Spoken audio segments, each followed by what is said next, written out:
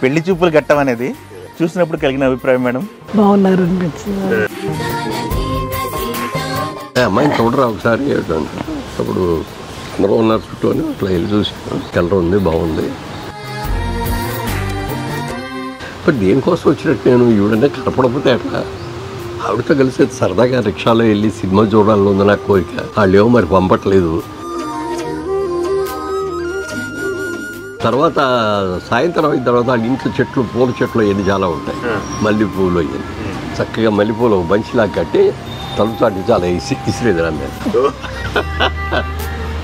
Sir సినిమాల్లోకి వెళ్తాను అన్నప్పుడు ఇంట్లో పరిస్థితి ఏంటమ్మా? మీరు ఎలా ఈజీగా ఒప్పుకున్నారు? మిమ్మల్ని ఎలా ఒప్పించారా ఆయన అనేది? ఒక రకంగా చెప్పాలంటే నేను ఎంకరేజ్ చేశానండి ఆయన్ని. ఇప్పుడు సినిమాల్లో అంటే అన్ని వేషాలు చేయాల్సి ఉంటుంది. సినిమాల్లో హీరోయిన్స్ ఉంటారు, డ్యూయెట్లు ఉంటాయి, రొమాన్స్ ఉంటుంది. అవి చూసినప్పుడు మీరు అది సినిమా అనుకునేదాన్ని అంతే. అంతే నటన అది అంతే. దినతంతి అని ఒక పేపర్ ఉంది. ఆ పేపర్లో ఫస్ట్ మెయిన్ పేజీలో సెకండ్ మెయిన్ హెడ్డింగ్ పెట్టి జయచిత్ర మురళీమోహన్కి పెళ్ళి అని రాశారు. ఇట్లా చొక్కా పట్టుకొని నేను జయచిత్ర పెళ్లి చేసుకున్నావు నిజమేనా? జయచిత్ర నేను పెళ్లి చేసుకోవడం ఏంటి? మరి నీకేం మరి ఆవేశంగా రాలేదా లేకపోతే ఇదే లేదా అన్న. మీరేంటో నాకు తెలుసు, మీరు ఎంత ఇదిగా ఉంటారో నాకు తెలుసు. అలాంటివన్నీ నేను నమ్మను. వాళ్ళకి అదే చెప్పాను. సూపర్, నమ్మను. మామూలు అండర్స్టాండింగ్. ఇంతకుముందు ఏమైతే వేరే సినిమా చేసినట్టు ఉంటావు కదా. 2-3 సినిమాలు చేశారండి. ఏంటి బాగా కోఆపరేట్ చేస్తారు. కోఆపరేట్ ఉన్నది డాన్సులు, సాంగ్స్ బాగానే చేస్తారు. మురళీమోహన్ గారి ఆయన ఇండస్ట్రీకి వచ్చినప్పుడు ఎలా ఉన్నారు, ఇప్పుడు అలానే ఉన్నారు. ఎలా మీరు ఆయన అలా చూసుకున్నారు? ఆయనకి ఇష్టమైన ఏంటి, అయిష్టాలు ఏంటి? ఇప్పుడేం మారలేదండి ఆయన. ఏం తెలియట్లేదు, ఒక మా వైట్ హెయిర్ తప్ప ఏం తెలియట్లేదు. మురళీమోహన్ గారిలో మార్పు వచ్చిందన్నారు. మార్పు ఏంటి? ఇప్పుడు ముసల్తనం వచ్చేలా. నాకు తెలిసి మిమ్మల్ని ఇద్దరిని ఇలా చూస్తుంటే మా ఆడియన్స్ కూడా చాలా విషయాలు నేర్చుకోవాలనిపిస్తుంది. ఎందుకంటే 60 వసంతాలు ఒకటే మాట మీద వెళ్తున్నారు ఇద్దరు. ఇప్పుడు గొడవలు రాలేదమ్మా? చిన్న చిన్న అభిప్రాయ భేదాలు అయినా ఉన్నా. ఇంటికి వచ్చిన తర్వాత ఒకటి అబ్జర్వ్ చేశాను. రూప గారితో మాట్లాడుతుంటే మమ్మ నాన్న అని మాట్లాడుతున్నాను మీ ఇద్దరిని. అత్తగారు మామగారిని అమ్మ నాన్న అని మాట్లాడుతున్నారు. ఏంటి మీ కోడలికి మీకున్న రిలేషన్ ఏంటి? మన ఆడపిల్ల ఇంకొక ఇంటికి వెళ్ళింది, వాళ్ళు బాగా చూడాలనుకుంటాము. ఇంకొక ఆడపిల్ల మన ఇంటికి వచ్చింది. ఇప్పుడు మనం కూడా అదే ట్రీట్మెంట్ ఇవ్వాలి కదా. నా ఆడపిల్ల ఎంతో తను అంతే. మా కోడలు అయితే అమ్మ నాన్నగారు అని పిలుస్తుంది తప్ప ఏ రోజున అత్తయ్య మావయ్య అనేది అసలు మా ఇంట్లో ఆ మాటే వినపడదు. ఆ తర్వాత ఎవరు ఎంత సంపాదించినా ఇక్కడే వదిలేసి వెళ్తున్నాం, మనతో ఏం పట్టుకెళ్తున్నా. అప్పుడు ఎందుకండి మనతో పాటు 10 మంది పైకి వస్తాం. ఇప్పుడు ఇద్దరం ఓల్డేజ్కి వచ్చేసాం, ఏం పట్టుకెళ్తాం, ఏం పట్టుకెళ్ళాము అంతే. తెలుగు ప్రశ్నలు నమస్తే. ఈరోజు మనం ఒక అపురూపమైన దంపతుల దగ్గర ఉన్నాము. ఈరోజు 60 సంవత్సరాల దాంపత్య జీవితం పూర్తి చేసుకున్నారు. వాళ్ళు నిండు 100 ఏళ్ళు ఆయుర్వేగ్యంతో చల్లగా ఉండాలని కోరుకుంటూ వాళ్ళకు ఒకసారి పలకరిద్దాం. మురళీమోహన్ గారు, విజయలక్ష్మి అమ్మ గారు, నమస్తే సార్.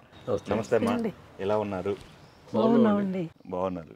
ఓకే, ముందుగా మీ ఇద్దరికి తెలుగు వన్ ప్రేక్షకుల తరఫు నుంచి big congrats and April journey మీది. మీ జర్నీ తెలుసుకోవాలని ఈరోజు కెమెరా ముందు తీసుకురావడం జరిగింది. తప్పకుండా. ఎలా సార్ 60 సంవత్సరాలు మీ జర్నీ ఎలా ఉంది? ఈ అనుభూతిని మీరు ఎలా ఫీల్ అవుతున్నారు? అంటే ఆవిడ ఒక మంచి ఫ్యామిలీ నుంచి వచ్చారండి. నేను ఆవిడని సెలెక్ట్ చేసుకున్నది కూడా అక్కడే. ఓకే, నాకు నేను ఒక చిన్న చిరుద్యోగిగా నా జీవితం స్టార్ట్ అయింది. ఎందుకంటే పెళ్ళి అయ్యేటానికి అదే కాలేజీ చదువులు అయిపోయినాయి. ఇంట్లో ఆడపిల్ల 2 పెళ్ళిళ్ళు అయిపోయిన తర్వాత సో ఇంటర్మీడియట్లో జాయిన్ అయ్యాను. కానీ నా దృష్టి చిన్నప్పటి నుంచి కూడా ఒక బిజినెస్ మ్యాన్ అవ్వాలనేది నా దృష్టి. ఓకే, దానికోసం ఎన్ని ట్రై చేసినా మా నాన్నగారు బిజినెస్ ఉండేది, ఫారెస్ట్ కాంట్రాక్టర్గా ఉండేవారు. అక్కడ మధ్య మధ్యలో సెలవులు వస్తే అక్కడికి వెళ్ళడం చేయటం ఇవన్నీ చేసేవాళ్ళు. బట్ ఫైనల్లో వచ్చేటప్పటికి ఇంటర్మీడియట్ ఫెయిల్ అయ్యాను నేను. ఇంటర్మీడియట్ పాస్ అవ్వాలా. ఎందుకు అని అంటే చదువుతున్నాను కానీ పరీక్షలోకి వెళ్ళేటప్పటికి రాయలేకపోతున్నాను. కరెక్ట్గా బాగా చదివేవాడిని, రాయలేకపోయాడు. ఎందుకు మనసంతా అటు డైవర్స్ బిజినెస్ మీదే ఉండేది. సరే ఇక మనకి ఇది వంట పట్టదు, దీన్ని బట్టి కూర్చోవద్దు, టైం వేస్ట్ చేసుకోవద్దు అని అనుకుని బిజినెస్ చేద్దామంటే నాన్నగారి దగ్గర డబ్బులు లేవు, ఉద్యోగం చేద్దామంటే డిగ్రీ లేదు. ఏం చేయాలనుకున్న టైంలో ఒక ఆఫర్ వచ్చింది అన్నమాట. మా చిన్నాన్నగారు ఒక ఆయన మంచి బిజినెస్ మ్యాన్, ఏలూరులో ఇంజనీరింగ్ కిసాన్ ఇంజనీరింగ్ కంపెనీ అని అగ్రికల్చర్ మోటార్స్, పంప్స్, ట్రాక్టర్స్ అయిన చాలా పెద్ద బిజినెస్ ఆయన విజయవాడలో బ్రాంచ్ పెట్టాలని ఆలోచన వచ్చినప్పుడు నన్ను పిలిచారు. ఆయన వర్క్ చేస్తాము నా దగ్గర, నాకు బ్రాంచ్ మేనేజర్ కావాలి అక్కడ అన్నారు. నాకు ఇంకా అనుభవం లేదు కదా అంటే ఇన్ని వస్తాయి, ఆటోమేటిక్గా వస్తాయి అన్నాడు. నెలకు 100 రూపాయలు జీతం, 15 పైసలు లాభాల్లో వాటా అది ఇచ్చాను. అది తీసుకొని స్టార్ట్ చేశాను. ఓ 2 ఏళ్ళు కష్టపడి చేసిన తర్వాత పెళ్లి చూపులు అంటే నేను ఏలూరు ఆడిటింగ్కి వెళ్ళాను అనమాట. అప్పుడు మా ఆడిటర్స్ అందరూ కూడా ఏలూరులో ఆడిట్ చేయించుకోవడం కోసం అక్కడికి వెళ్ళిన రోజున ఆయన ప్రపోజల్ చెప్పాను. మూల్పూర్ రామ్మోహన్ రావు గారు అని నాకు క్లాస్మేట్, మంచి ఫ్రెండ్. ఆయన ఈజ్ నో మోర్, బట్ వాళ్ళ పిల్లలు ఉన్నారు. వాళ్ళ పెద్దమ్మాయి ఇప్పుడు ఉంది. ఆ పెద్దమ్మాయికి పెళ్లి చేయాలని అనుకుంటున్నారు, నువ్వు ఇష్టపడితే అన్నారు. అంటే వాళ్ళ ఫ్యామిలీ గురించి నాకు తెలుసు.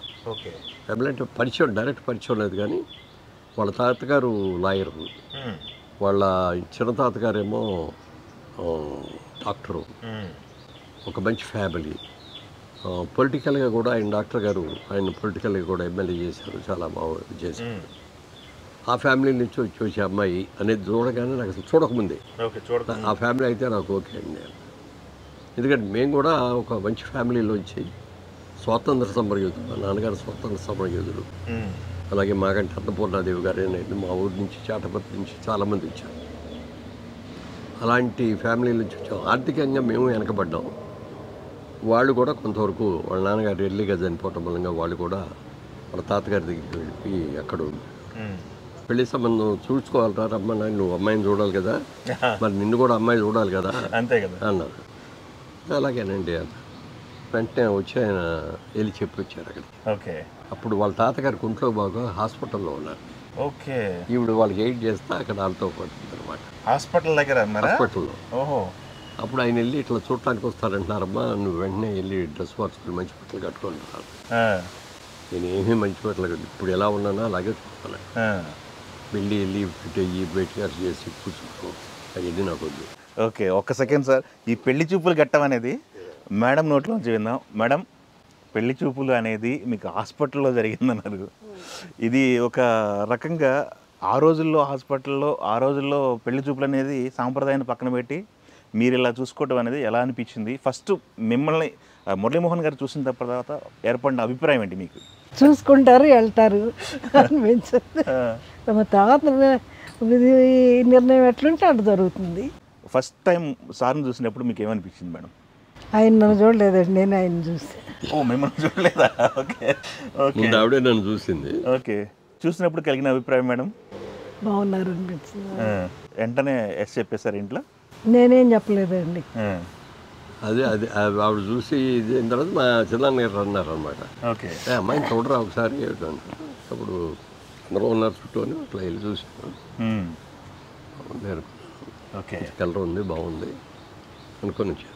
ఓకే, తలకోపే ఆయన ఇంకా చూసి. ఓకే, అయితే నచ్చిందని చెప్పేయమంటావా అన్నారు. చెప్పేయండి అన్నారు. ఓకే, సరే. చెప్పిన తర్వాత ముహూర్తాలు ఏమిటి అనేది చూస్తే వారం రోజుల్లోనే ఉంది ముహూర్తం. అది దాడితే ఆషాఢ మాసం వచ్చేస్తాను. ఓ, 1 వీకేనా?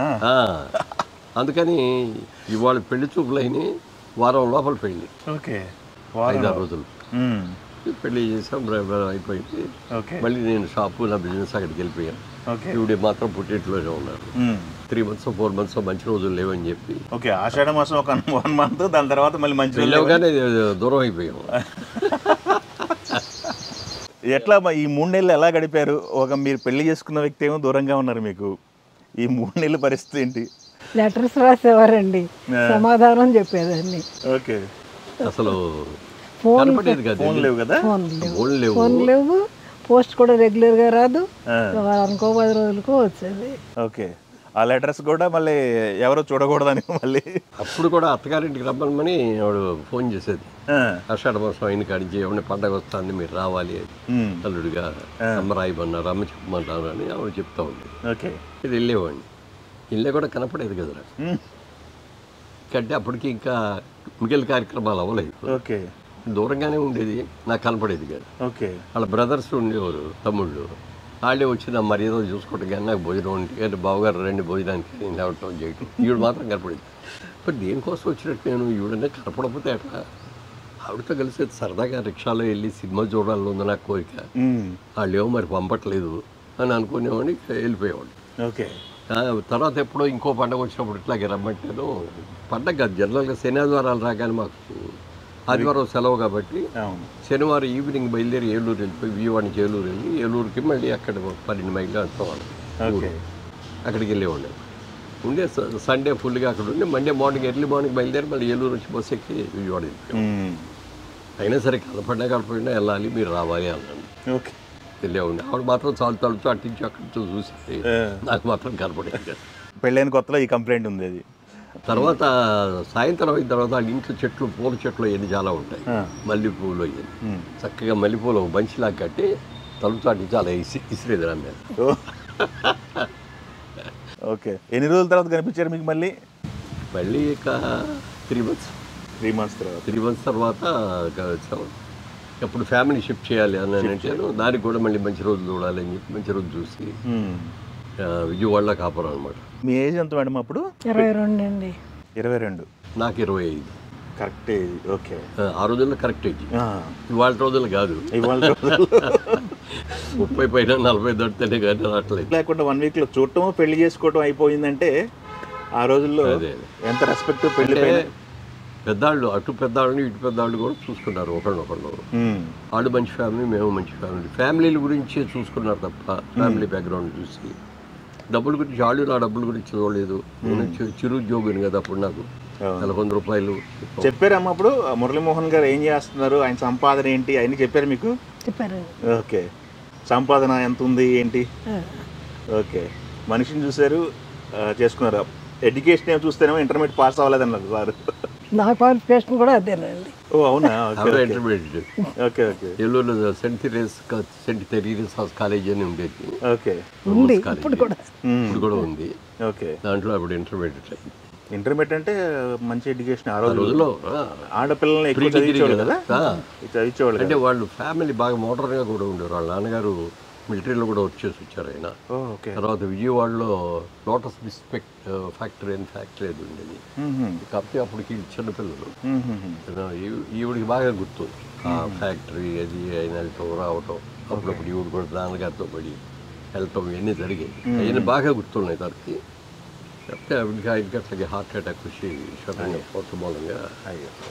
సార్ సినిమాల్లోకి వెళ్తాను అన్నప్పుడు ఇంట్లో పరిస్థితి ఏంటమ్మా? మీరు ఎలా ఈజీగా ఒప్పుకున్నారు, మిమ్మల్ని ఎలా ఒప్పించారా ఆయన అనేది? ఎందుకంటే పెళ్ళైన తర్వాత ఆయన సినిమా కెరీర్ స్టార్ట్ అయింది కదా. అది కూడా 3 ఏళ్ల తర్వాత. 3 ఏళ్ల తర్వాత? పెళ్ళైన తర్వాత 3 కాదు 5 ఏళ్ళు. 5 ఏళ్ల తర్వాత. ఓకే. 65లో అయిందండి మా మ్యారేజ్. నేను సినిమాలోకి వెళ్ళింది 73 అంటే 8 ఏళ్ల తర్వాత. 8 ఏళ్లలో ఫ్యామిలీ ఇదవటం, 2 పిల్లలు, బాబు, అమ్మాయి. ముందు అమ్మాయి పుట్టిన తర్వాత అబ్బాయి పుట్టాడు. అమ్మాయి పుట్టిన తర్వాత చెప్పారు 2వ వాళ్ళు కావాలి అని అన్నారు. వాళ్ళు ఒక్కడు దారి లేదు, మన ఆదాయాన్ని కింద మనకు ఉంది దీనికి అంటే కాదండి 2వ వాళ్ళు. 2 కావాలనేది మేడం కోరికే. అయితే ఒక కండిషను, ముందు అమ్మాయి పుట్టింది నాకు చాలు, మా ఆనందం ప్రకారం అమ్మాయి పుట్టింది నాకు చాలు. అబ్బాయికి రెండోది అబ్బాయి పుడతాడా అమ్మాయి పుడతాడా అనేది అవుట్ ఆఫ్ క్వశ్చన్. మళ్ళీ రెండోది కూడా అమ్మాయి పుట్టిన తర్వాత కొడుకు లేకుండా ఎట్టా అండి అనే మాట అనకూడదు. ఇద్దరైనా ఇద్దరితో చాలు అని ఆ కండిషన్ పెట్టి హాస్పిటల్లో జాయిన్ చేసినప్పుడే డాక్టర్ గారు చెప్పారు నేను ఆపరేషన్ చేసుకుంటానంటే మీరు ఎప్పుడు రోజు బిజినెస్ మీద మోటార్ సైకిల్ మీద తిరుగుతూ ఉన్నాడు, బాగా తిరుగుతూ ఉంటారు, మీరు వద్దులండి నేనే చేసుకుంటాను. డాక్టర్ గారు కూడా డెలివరీ అవగానే చేయటం ఈజీ అండి, నేను చేసేస్తా ఉన్నాను. సో అనుకోకుండానే అబ్బాయి పుట్టాడు. సినిమాల్లోకి వెళ్తాను అనే ప్రపోజల్కి మేడంని ఎలా ఒప్పించారు? ఎందుకంటే ఆ రోజుల్లో సినిమా వాళ్ళు సినిమాలు అన్నా కానీ కాస్త తక్కువ చూసేవాళ్ళు సమాజంలో అని చెప్పేసి మనం విన్నాం. నాకు తెలీదు, మీరు మీ హోటల్ చెప్తుంటే విన్నాం అంతే. మేడంని ఎలా ఒప్పించారు, మీరు ఎలా ఒప్పుకున్నారమ్మా మురళీమోహన్ గారు సినిమాల్లోకి వెళ్తారంటే? ఒక రకంగా చెప్పాలంటే నేనే ఎంకరేజ్ చేశానండి ఆయన్ని. ఓ అవునా? ఓకే చెప్పారు ఇట్లా అవకాశం వచ్చింది అని. ఓకే.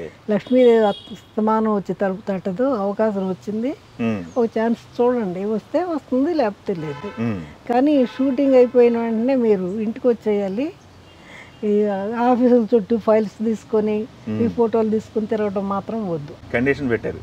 ఎవరిని వేషం ఆడకూడదు. ఓకే మన షూటింగ్ అయిపోయిన తర్వాత మీరు వెంటనే వచ్చి విజయవాడ వచ్చేయాలి, మీరు చూసుకుంటా ఉండాలి. ఓకే. అంతే తప్ప ఎవరిని లేవు నాకు వేషం ఉండి నేను 10 సినిమాలు చేశానండి ఇగోండి నా ఫోటోలు అని మాత్రం ఇప్పుడు ఎక్కడికి జరగకూడదు. ఈ రోజు కూడా చేయలేదు. ఎవరిని నోరు తెచ్చి వేషం అడగకూడదు, అది మీరు పెట్టిన కండిషన్. ఇందాక మీరు పెళ్ళికి ఒప్పుకోవడానికి చూశాను, బాగున్నారు, అందగాడు అన్నారు. బట్ ఇండస్ట్రీలకు పంపిస్తున్నప్పుడు ఒక పొజిటివ్నెస్ ఉంటుంది. మా ఆయన ఇండస్ట్రీకి పంపిస్తున్న అందగాడు అసలు ఎప్పుడు అటువంటి డౌట్ లేదు. అసలే సారు సినిమాలు చేస్తున్నప్పుడు శోభన్ బాబు గారు, మురళీమోహన్ గారు అంటే ఇద్దరు ఆడవాళ్ళు ఎక్కువ ఫ్యాన్స్ ఎక్కువ ఉండేవాళ్ళు ఇద్దరికి. నాగేశ్వర గారితో చేసినప్పుడు ఒకసారి అన్నాడు, మన ముగ్గురితో ఒక గ్రూప్ అయ్యా, నేను అన్ని ఫ్యామిలీ సబ్జెక్ట్స్ చేస్తాను, అవును శోభన్ బాబు అదే చేసుకుంటూ వచ్చాడు, ఇప్పుడు నువ్వు కూడా ఆ లైన్ బాగుంటుంది, నీకు ఫ్యామిలీ సబ్జెక్ట్స్ మీదే కాన్సన్ట్రేట్ చేయి, క్రైమ్ అనేది అని షౌట్లు యుద్ధం, నీ పర్సనాలిటీకి నీ స్ట్రక్చర్కి ఫ్యామిలీ ఓరియంటెడ్ సినిమాలు అయితే బాగుంటాయి అని చెప్పారు అనమాట. ఓకే. అలా ఆయన దగ్గర నుంచి శోభన్ బాబు గారు, శోభన్ గారి దగ్గర నాకు ఇదిలో వచ్చాం. ఎస్. నాకు ఒక క్వశ్చన్ సార్, ఇద్దరు కూడా లైఫ్ కొత్తగా స్టార్ట్ చేసినప్పుడు ఒకళ్ళ అభిప్రాయాలు ఒకళ్ళు తెలుసుకోవటానికి, ఒకళ్ళ అభిరుచులు ఒకళ్ళు తెలుసుకోవటానికి కొంచెం సమయం పడుతుంది.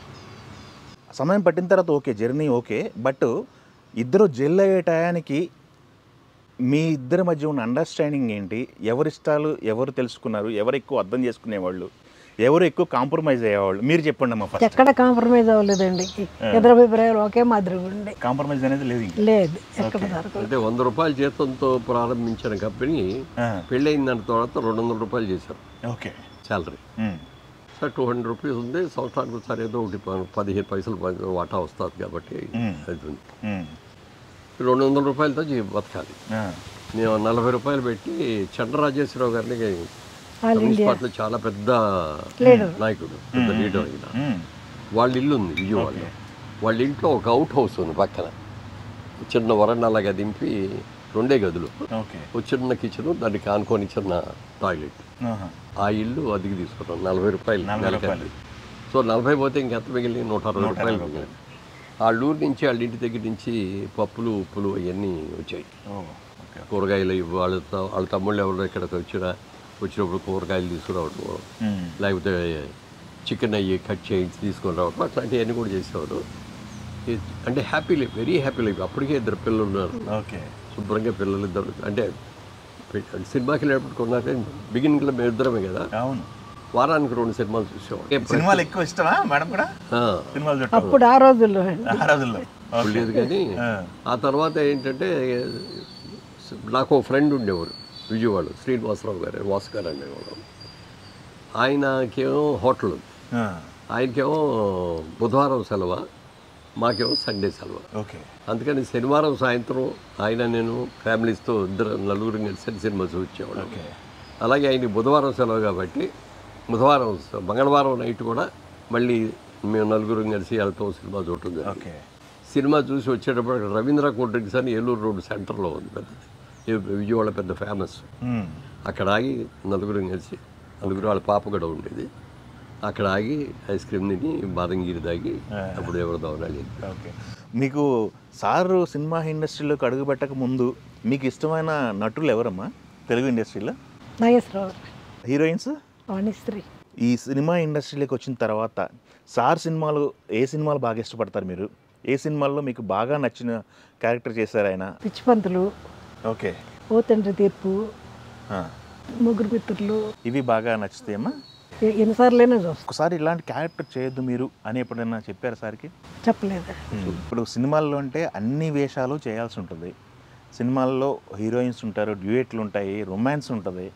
అవి చూసినప్పుడు మీరు రెస్పాన్స్ సినిమా అనుకునేదాన్ని, అది సినిమా అనుకునేదాన్ని అంతే. అంతే నటన అది అంతే. మెడ్రాస్ షిఫ్ట్ అయిన తర్వాత, మెడ్రాస్లో ఫ్యామిలీ పెట్టిన తర్వాత పిల్లలిద్దరిని కూడా స్కూల్స్లో జాయిన్ చేసాం. బాగా బిజీగా అయిపోయాను, చాలా బిజీ అంటే busy, day and night work చేసే పొజిషన్కి వచ్చేసాను. ఆ టైంలో అనుకోకుండా జయచిత్ర గారు నేను అనేక సినిమాల్లో కలిసి చేయటం జరిగింది. అది తమిళ్లో మన తెలుగు జర్నలిజం అలా కాకుండా ఎల్లో జర్నలిజం బాగా ఎక్కువ అక్కడ ఉన్నాయి లేని అన్ని రాస్తూ ఉంటారు. దినతంతి అని ఒక పేపర్ ఉంది. ఆ పేపర్లో ఫస్ట్ మెయిన్ పేజీలో సెకండ్ మెయిన్ హెడ్డింగ్ పెట్టి జయచిత్ర మురళీమోహన్కి పెళ్ళి అని రాశాడు. తమిళ పేపర్ అది. ఆ రోజు మార్నింగ్ వాహిని స్టూడియో షూటింగ్ అంటే షూటింగ్కి వెళ్ళాను. కారు దిగి వస్తా అంటే అందరూ ఎవరిదా మురళీమోహన్ అని చెప్తున్నారు తమిళనాడు. ఎందుకు నన్ను ఇట్లా అన్నా, రోజు వచ్చేవాడిని కదా ఇట్లా చెప్తారట, నాకు అర్థం కాలేదు. దాదాపు నేను వెళ్ళాను. చేసుకున్న తర్వాత అప్పటికి ఫ్లోర్లో కూడా వచ్చేసింది ఆ వార్త. మా అమ్మాయి సునందనో ఎవరో ఉన్నారు ఆ సినిమాలో యాక్టర్, నేను చేసాడు ఆ రోజు. ఆవిడ వచ్చి అడిగింది, చనువుగా ఉండేది, ఇట్లా చొక్కా పట్టుకొని నేను జయచిత్ర పెళ్లి చేసుకున్నావా, నిజమేనా? జయచిత్ర నేను పెళ్లి చేసుకోవడం ఏంటి, పెళ్ళయింది, 2 పిల్లలు ఉన్నారు, నేను పెళ్లి చేసుకోవడం ఏంటి అన్న. కాదు ఇవాళ పేపర్లో వచ్చిందండి. పేపర్లో వస్తే ఆడు ఏం రాశాడు నాకేంటి సంబంధం, ఏం లేదు వదిలే అని చెప్పి వదిలేసాను. అస్సలు దాని 1 పాయింట్ కూడా నేను దగ్గర నుంచి ఆలోచించాను. షూటింగ్ దగ్గరికి వెళ్ళాం, షూటింగ్ జరిగిపోతుంది. ఈ లోపల అట్లూరు పూర్చంద్రరావు గారని, అవును, ఆయన మా ఫస్ట్ పిక్చర్ జగమే మాయ తీసింది. గిరిబాబుని, నన్ను, సునందని అన్న అమ్మాయిని, కే విజయ, నలుగురిని ఆడు ఇంట్రడ్యూస్ చేశారు. ఆయన దగ్గర నుంచి ఫోన్ వచ్చింది. అప్పుడు సెల్ ఫోన్లు లేవు కదా, అవును, అక్కడ మేకప్ రూమ్ దగ్గర ఉండేది. ఆ ఫోన్ దగ్గరికి పిలిస్తే వెళ్ళారు. అంటే అట్లూరు పూర్చంద్రరావు మాట్లాడతారు. బాబు ఎక్కడ ఉన్నావు అన్నారు. వాహిని స్టూడియోలో ఉన్నానండి అన్న. అక్కడే ఉంటావు సాయంత్రం దాకా? ఉంటానండి అన్నారు. నేను 1 గంటలో ఒకసారి వస్తానట్టు, ఒకసారి చిన్న పని ఉంది అన్నారు. అప్పుడు అనుమానం వచ్చేసింది, ఏంటి ఈయన కూడా పేపర్ ఎవడో చదివాడా, దేనికి వస్తున్నాడు ఈయన అని ఆలోచన పెరిగిపోయింది. సరే షార్ట్ చేస్తానని ఈ లోపల 1 గంటలో ఆయన వచ్చాడు. మేకప్ రూమ్లో కూర్చోబెట్టారు.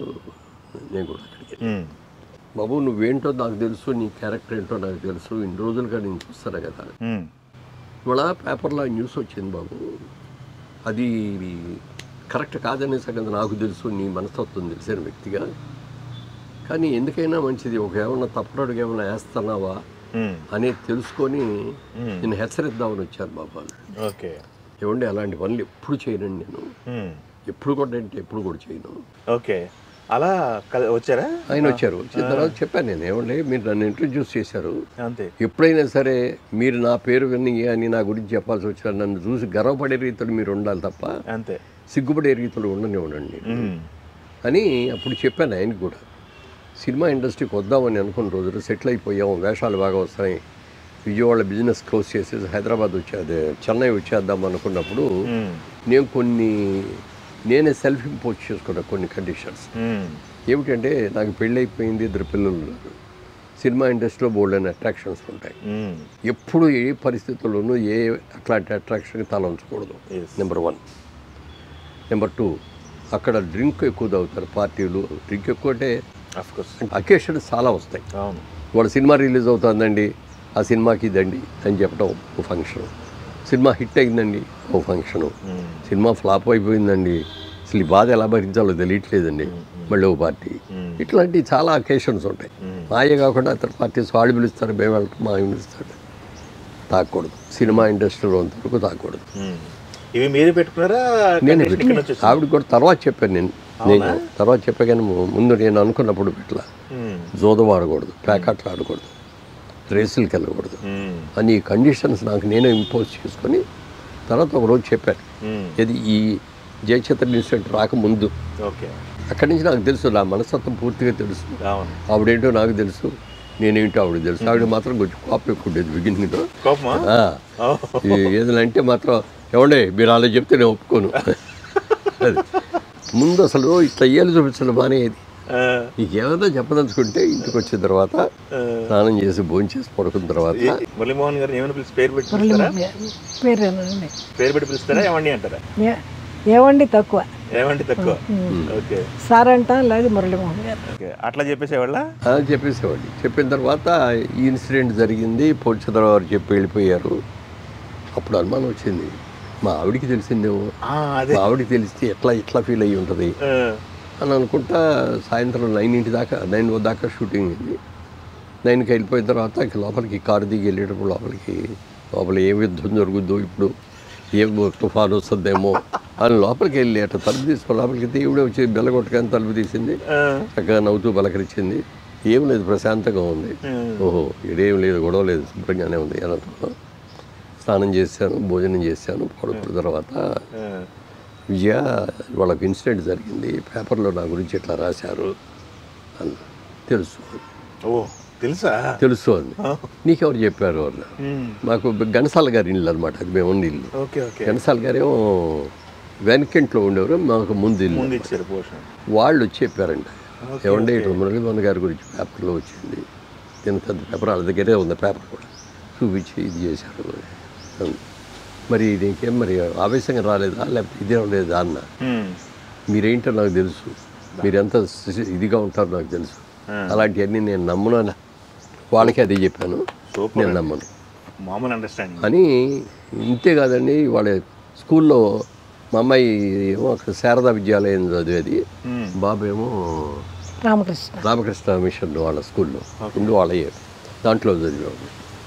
మా అమ్మాయిని ఇంకో క్లాస్ పెట్టి అడిగిందంట, మధుబిందు మీ నాన్నగారు జయచిత్ర పెళ్లి చేసుకుంటున్నారట కదా, నిజమేనా అని అడిగింది. చేసుకుంటున్నారు, పెళ్ళికి పిలుస్తాను వస్తావా అన్నట్టు. చాలా కోపం వచ్చి క్రూషం వచ్చేసింది, అమ్మాయి ఇట్లా అడిగాడు అని అది చెప్పింది. ఇట్లా అన్నారండి అమ్మాయి అంది. రోజు రాత్రిపూట 11, 12 విధంగా వ్యాపరింగ్గా ఉంది ఆ రోజున. ఫోన్లే మా అమ్మాయి కూడా ఇట్లా బాగుంది, ఈవిడ ఇదేనే ఉంది అనుకున్నా. పడుకున్నాను. పొద్దున్నే లేచిన తర్వాత తను వచ్చి స్కూల్కి వెళ్ళబోతే అప్పటికి రెడీ అయిపోయింది. వస్తే చాలా థ్యాంక్స్ అమ్మా, లేకపోతే ఏంటి నాన్నగారు మీ గురించి ఆ అమ్మాయి అట్లా మాట్లాడుతుందా, అందుకే గట్టిగా సమాధానం చెప్పాను. సూపర్. ఆ విధంగా సూపర్ అయింది. అయిన తర్వాత అప్పుడు విజయ బాబురెడ్డి గారు మేమందరం ఒక్కూరి నుంచి వచ్చాము, ఆయన నా ప్రొడ్యూసర్ కూడా. ఆయన దగ్గర వెళ్ళి బాబురెడ్డి గారు ఇలా జరిగింది, ఏం చేయాలి ఇది అన్న. సినిమా ఇండస్ట్రీలో ఇవన్నీ మామూలు వాటి గురించి పట్టించుకోడు, అస్సలు పట్టించుకోడు అన్నాడు ఆయన. ఎలా పట్టించుకోవాలి లేకుండా ఉంటాడు. మా పూర్ణచంద్రరావు వచ్చి ఇట్లా అడిగారు నన్ను, మా ఇంట్లోకి వెళ్ళేటప్పుడు పిల్లలు ఎలా అన్నారు, మా అమ్మాయి ఇలా అన్నది, అసలు వాళ్ళ అంచు చూడాలి అన్న. ఏం చేయాలి చెప్పండి అన్న అంటే ఆయన అన్నాడు, ముందు లీగల్ నోటీస్ ఇద్దాం, లాయర్తో మాట్లాడి నోటీస్ ఇస్తారు, ఇచ్చిన తర్వాత వాళ్ళు రెస్పాండ్ అవుతారో లేదో చూస్తాం, రెస్పాండ్ అయితే వెల్ అండ్ గుడ్, రెస్పాండ్ కాకపోతే అప్పుడు కోర్టులో వేద్దాం కేసు అన్న. సరే అన్న, కోర్టు నోటీసు లాయర్తో నోటీస్ పంపించాం. అది బలపంగానే అటు రెండో రోజున ఆ దినతంది పేపర్ ఎడిటరును వాళ్ళ పబ్లిషరు ఇద్దరు కలిసి వచ్చారు ఇంటికి, ఆఫీస్కి. వచ్చేసి క్షమించండి మా వాళ్ళ రిపోర్టర్స్ తప్పు న్యూస్ ఇచ్చారు, మేము రాసి ఉండాల్సింది కాదు, పొరపాటు అయిందండి. సరే అయిపోయిన తర్వాత ఇక కేసు వదిలైతే ఇంకా ఇంకొకసారి ఎప్పుడు నా గురించి ఇట్లాంటి వార్తలు కానీ అవుతున్నాయి. మీకు ఏదైనా అట్లాంటిది జరిగిందనో లేకపోతే మీకు ఏదైనా అనుమానం వస్తే నన్ను అడగండి డైరెక్ట్గా, నేనే సమాధానం చెప్పాను అని చెప్పాను. అలాగే రండి సారీ అండి అని వెళ్ళిపోయారు. కామ్ అయిపోయింది నాకు. సూపర్. రెండో రోజుకి అందరూ మర్చిపోయారు, ఎందుకంటే నా గురించి అందరికీ తెలుసు కాబట్టి మురళీమోహన్ ఇలాంటి తప్పులను చేయడం అని చెప్పి అనుకున్నారు. ఒక నెల రోజులు అయిన తర్వాత అప్పుడు షూటింగ్ వెళ్ళి ఇక్కడికి వస్తూ ఉండేవాడు మెడ్రాస్, ఇక్కడ కూడా హైదరాబాద్ కూడా జరుగుతూ ఉన్నాయి. ఆ రోజు ఉదయం నేను, దాసరి నారాయణరావు గారు, జయచిత్ర గారు ముగ్గురు ఒకే ఫ్లైట్లో వచ్చాం. ఓకే. నేనేమో వడ్డే రమేష్ గారి సినిమా కోసం వచ్చా, దాసరి నారాయణరావు గారు ఏమో నాగేశ్వరరావు గారి కథ చెప్పడం కోసం వచ్చారు. ఈ అమ్మాయి జయచిత్ర ఏదో వేరే ఇంకో సినిమాలో యాక్ట్ చేయడానికి. ఓకే. మళ్ళీ ఆ దింతాడు ఆ రోజు నేను చెప్తే నమ్మలేదు, ఇది చేశారు వాళ్ళు దాసరి నారాయణరావు గారి ఆధ్వర్యంలో వీళ్ళిద్దరూ హైదరాబాద్ వెళ్ళి పెళ్లి చేసుకుంటున్నారని మళ్ళీ పేపర్. అప్పటికేమో ఇవన్నీ మామూలు అనేది కొంచెం ఇదైపోయి రాసుకో, నువ్వేం రాస్తారు, మా వాళ్ళు ఎవరో నమ్మరు, ప్రజలకు కూడా నేను ఏంటో తెలుసు. అప్పటికి చాలా ఇంటర్వ్యూస్లో చెప్పడం, ఇట్లా నేను ఇట్లా సెల్ఫ్ ఇంపోజ్ చేసుకున్నాను, 4 కండిషన్స్ అని చెప్పడం, ఇవన్నీ కూడా జరిగినాయి అని చెప్పి పెద్ద అసలు లెక్క చేయాలి.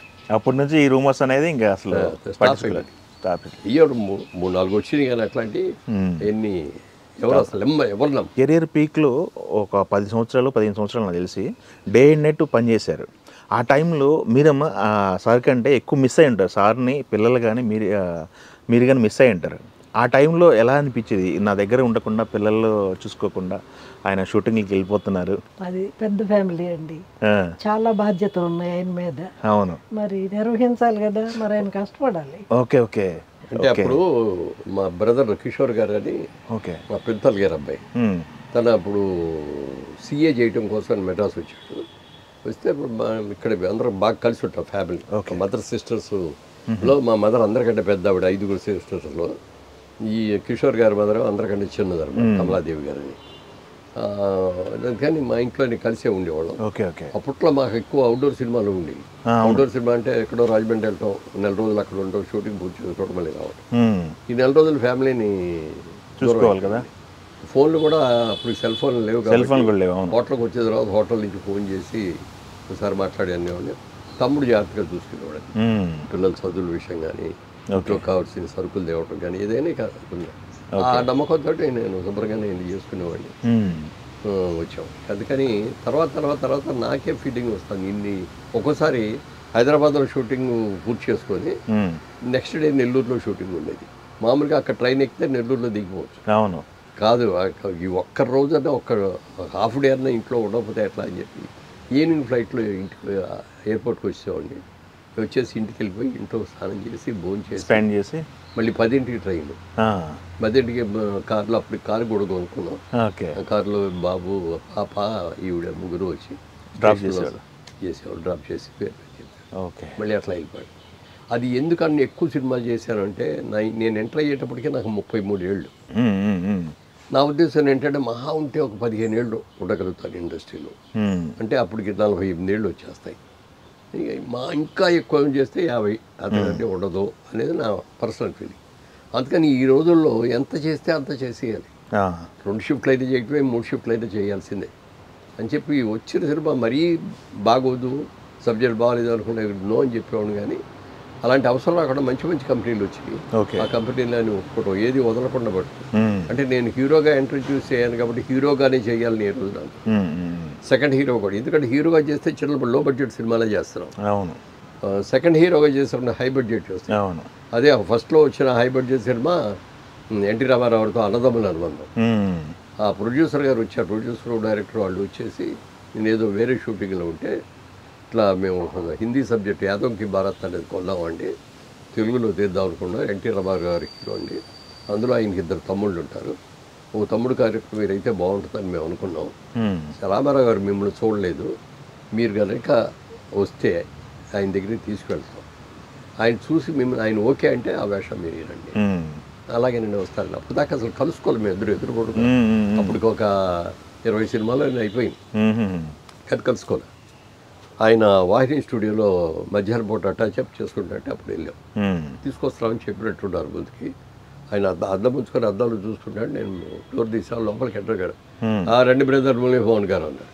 చూడకుండా నాకు అయిపోయింది. నన్ను మురళీమోహన్ గారు అంటూ ఏంటి, అసలు నా మొహం కూడా చూడకుండా నేను చెప్పడం ఏంటి ఇట్లా అని నాకు తెలియకుండా వెళ్ళి ఆయన పాదానికి నమస్కారం పెట్టేసాను. అసలు అంతకుముందు ఎవరికి పాదానికి నమస్కారం పెట్టమనేది తెలియదు అసలు. అదే విలేజ్ పద్ధతిలో అట్లు వచ్చాను కానీ చదవటం మనం కానీ చూసి ఆ బ్రదర్ మీ గురించి విన్నాం కానీ చూడలేదు, ఒకసారి చూద్దాం అనుకొని నేనే తీసుకురమ్మన్నాను. బాగున్నారు మీరు, ఈ క్యారెక్టర్ తప్పకుండా చేయండి, ఈ క్యారెక్టర్ అన్న. తప్పకుండా చేయండి కదా సార్, తప్పకుండా మీరు ఇస్తే అలాగే చేస్తానండి, అంతకంటే అవకాశం ఉంటుందండి. ఎన్టీ రామారావు గారు తమ్ముడుగా చేశారంటే అంతకంటే కావాల్సిందే ఉంది అని. మంచి కలర్ సినిమా, బ్రహ్మాండమైన డ్రెస్సులు, ఎంజి రామచంద్రన్ గారు వచ్చి క్లాప్ కొట్టాడు. అసలు అంతా చాలా అట్టహాసంగా జరిగింది. ఆ 4 రోజులు షూటింగ్ జరిగినప్పుడు 2-3 నెలలుగా బిట్స్గా జరిగింది.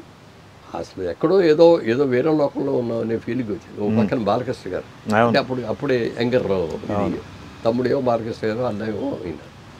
3 బ్రదర్స్ చిన్నప్పుడు విడిపోతే తర్వాత ఎలా కలుసుకున్నారు అనేదాన్ని అది జరిగిన రోజులు బ్రహ్మాండంగా ఉండేది. ఆయన బ్రదర్ మురళీమోహన్ గారు రండి, ఇట్లా బ్రదరు మురళీమోహన్ గారు రండి, ఆయన గౌరవంగా చిన్న ఆర్టిస్టులు అయినా పెద్ద ఆర్టిస్టులు అయినా ఇవ్వండి అనే రోడ్డు అలవాటు అయింది. అలాగే పిలిచి రండి మురళీమోహన్ గారు అని. సార్ మీరేంటంటే మమ్మల్ని గారు అంటారు, సార్ అనొద్దండి అంటే మనం గౌరవించుకోకపోతే ఎవరు గౌరవించు అనేవారు. సూపర్. వాళ్ళ ఆవిడ గారిని కూడా బాబు మీ అమ్మగారి దగ్గరికి వెళ్ళి భోజనానికి వస్తామని చెప్పి ఆవిడ్ని కూడా గారు అని పిలిచాం. Okay, super. ఆ అలవాటు నాకు కొంత అయింది.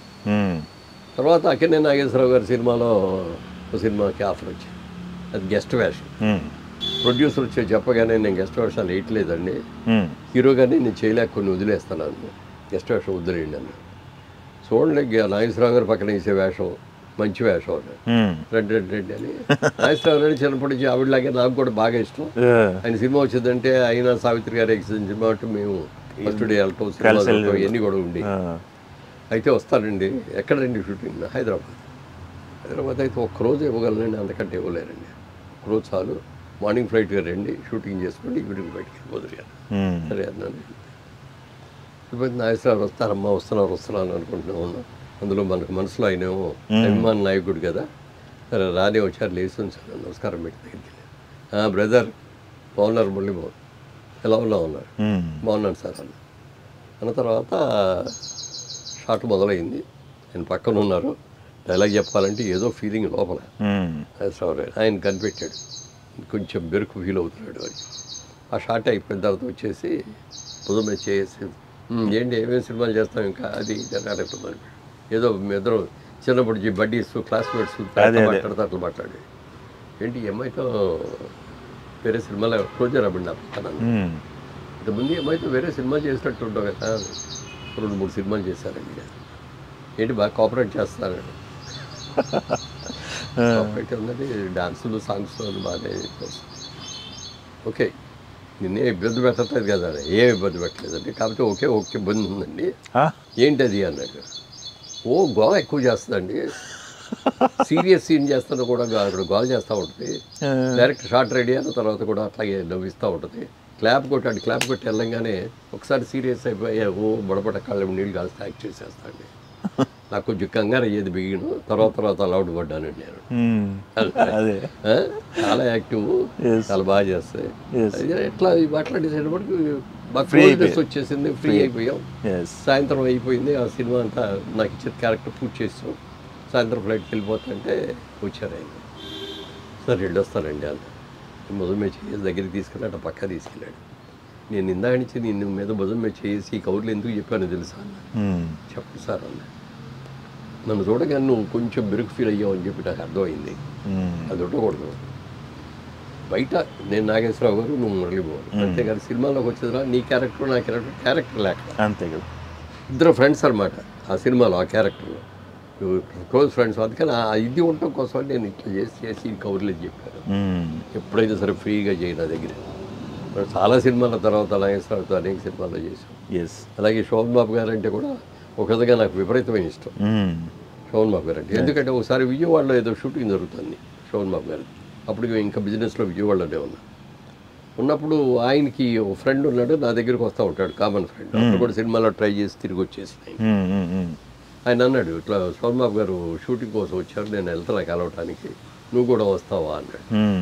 నేను వస్తే బాగోదేమో కదా అన్నాడు. లేదు మనకి ఫ్రెండే, రా అందరు కలిసి తనకు ఫోన్ చేసి చెప్తాను వస్తున్నావు అని చెప్పాడు. ఆయన తీసుకురా రండి అన్నాడు.